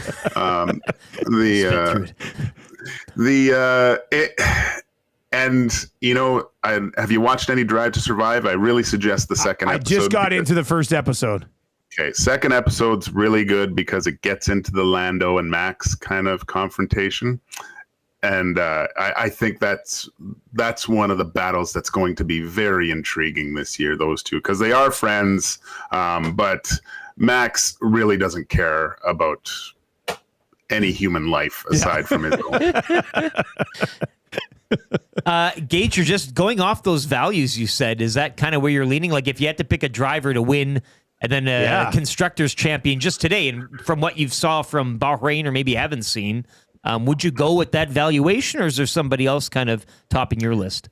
Eric, I will be having team principal meetings individually, one-on-one, to discuss these in the office with what kind of works, and maybe go through some strategies with you. I want everyone to start off on the right foot, but it's hard because you have to look at the best team, right? And look for those constructor points as well. It's not always the best driver. Yeah. Maybe you want to pick a guy that's lower down, but you know he might have the opportunity to move, cut through the field a little bit more. That's why, you know, you're looking at maybe a Carlos Sainz in a Williams car that actually did quite well in testing. All right, Gage. Well, I cannot wait to see Lewis Hamilton in Ferrari red. I can't wait for our meeting. Track. Yeah, the principals meeting. That'll be big. I'm sure we'll have more F1 talk today on EST afternoons, and two guys and a goalie probably. So yeah, that'll be a lot of fun, Gage. We'll see you around the office, buddy. Can't wait. There you go. That's Joaquin Gage. It was a fun place to be here yesterday. Everybody was like really happy for a Monday. Like everybody was coming off that Stars win, right? Having a good time. Yes. It was that was pretty good. I thought it was a lot of fun yesterday around here. I'm always very jealous. Seems like a lot of fun stuff happens between 11 and 1. I'm back on the air. It really pisses me off some Yeah, days. you get a front row seat to all the fun and we're I can having. see it. Yeah. It's really unfair. Like, we're when we're laughing. doing the show here, it's quiet. There's nobody out there. It's dark. Yeah. But like when I'm doing Lockshop and stream, guys are playing video games, they're playing basketball. Like Gager and Like, Hernan. oh yeah, here. they're Reed laughing. comes in. They're doing funny things. Hernan's showing us he's got a knife. Hear about that yesterday? Oh, yeah. So That was like, terrifying. yeah, so it sucks sitting here. It's like you're being robbed of a chance to play with other kids. Yeah. Lots Kinda. of playing. But hey, Play too much. it's a business is a business. Yeah. And that's what we have to run here. Jazz beat Tommy in today. Sure looks like it. There we go. Nice work. All right, the hangout is coming up here in about 10 minutes time. We still have to get to the snow report and the wrap. That's all still coming down the pipe here as well. So let's get into the Marmot Basin snow report right now. Where's my snow report? There it is. How do? I'm your huckleberry. Skin that smoke wagon and see what happens. So stoked. Like, winter's here. I'm stoked. You stoked? I'm stoked. Just so stoked. Yes. I mean, it came down last night, what, a good 5 inches? Last night, I think so. Something like that, and a couple feet the day before. We've got a 5-foot base with 5 inches of freshie on top. Yes. Woo! Freshie on top. Another centimeter of new snow last night. 49 centimeters of freshie over the past 3 days. Temperature was -10 this morning, -7 for today, and more snow in the forecast tonight. Snow conditions throughout the entire mountain are fabulous. All lifts are spinning, and 20 runs were groomed last night. Marmot, open until May 4th. For all the deals and details, it's skimarmot.com. Go hit the freshies on the slopes. Clap your hands. Clap your hands. Clap your hands. Clap your hands. Clap your hands. Clap your hands. How do? I'm your huckleberry.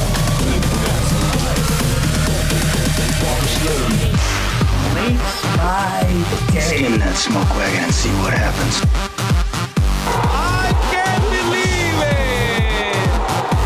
They just plain suck. I've seen teams suck before, but they were the suckiest bunch of sucks that ever sucked. Homer, watch your mouth. I gotta go. My damn wiener kids are listening. That is a hell of a thing for you to say to me. 8:51. It is the snow report for Marmot Basin. New smash hit in the city. Abutski says, I don't ski or board, but I look forward to the snow report every single weekday morning. That's what it's about. That's what it's about. Use the and maybe one information. day you will. Well, pass it along. Maybe you know somebody in his. I know what's going on in Marmot, and you can take that's the a good report. point. You know, you can be the reporter. So, Abutski, you're out in public somewhere and somebody yells out, does anybody know what's happening in Marmot? Step and aside. Abutski's like, I got this. I have the knowledge here. All 20 runs are spinning today. 49 centimeters in the last 3 days. What I really want is somebody to take up skiing or snowboarding because of the snow report.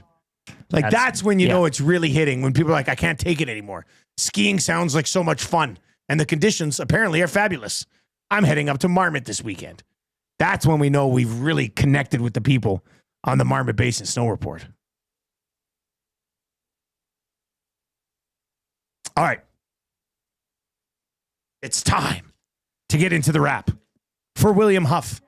If you want your place to look as good as ours, this is where you do it, right here. William Huff. Check him out, williamhuff.com. Best in the biz to make your place look professional, just like ours. What did we learn on the show today, boys? ESPN's Buster Olney said that he doesn't think the Jays did the best job of handling negotiations with Vladdy Guerrero Jr. Breaking news. Like, of course they didn't. They suck. I mean, that management group sucks. I mean, I've seen management groups suck before, but they're the suckiest bunch of sucks that ever sucked. Homer! Sorry, I got to go. My damn Blue Jays fans are listening. Why'd you have to bring that up?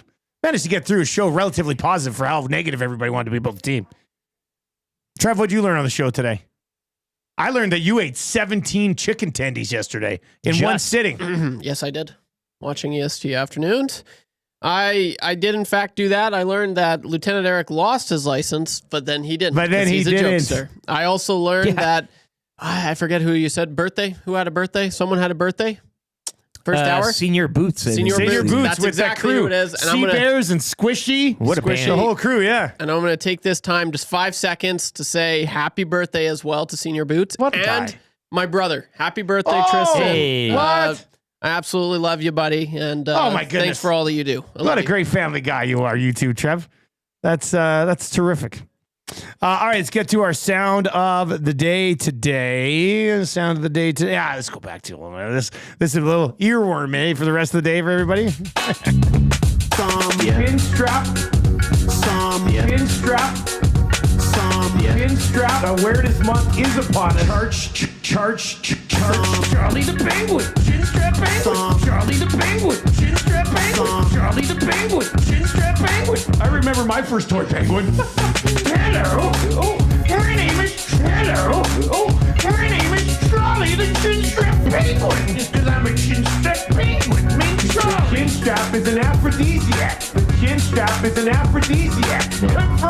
Confirm. Everything about it is perfect. There's good chinny and there's bad chinny. Yeah. I'm sure Ryan Rashad probably shaving in the hot tub as we speak. There you go. Beautiful. Charlie the Penguin. Chinstrap Penguin. Charlie the Penguin. Chinstrap Penguin. Charlie the Penguin. Chinstrap Penguin. Sketchy animal mascot. Charlie the Chinstrap Penguin. That's a church mascot. I love that penguin. The animal world. Happy church, everyone. Help us end the stigma. Hey now, grow a chinstrap. It's over.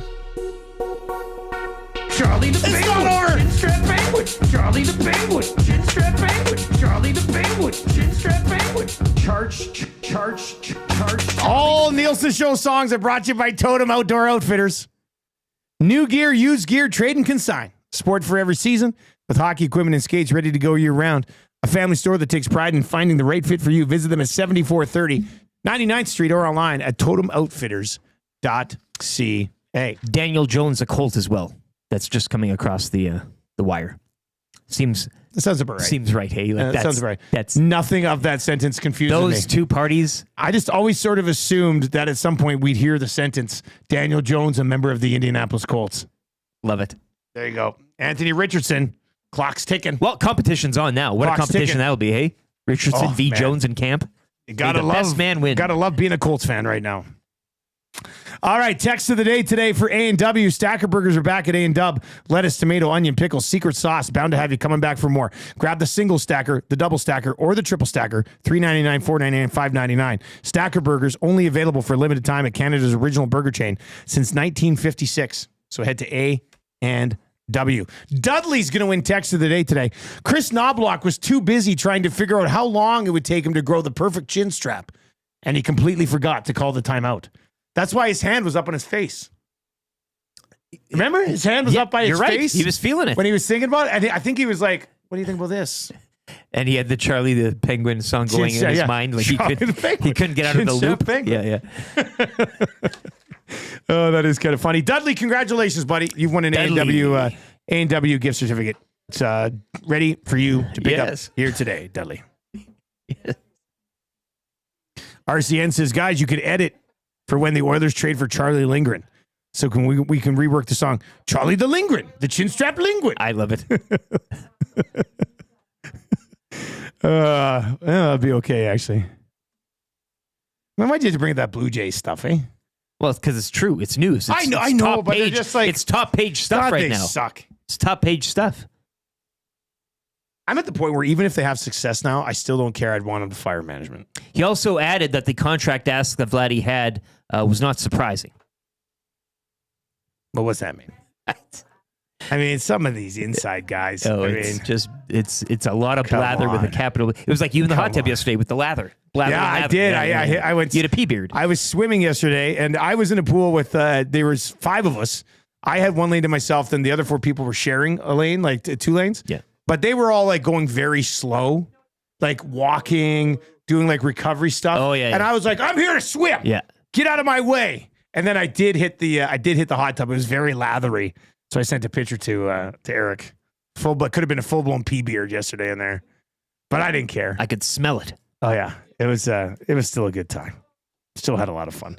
Might mix in another swim today, actually. I felt really good yesterday. Like I went swimming 3 times last week.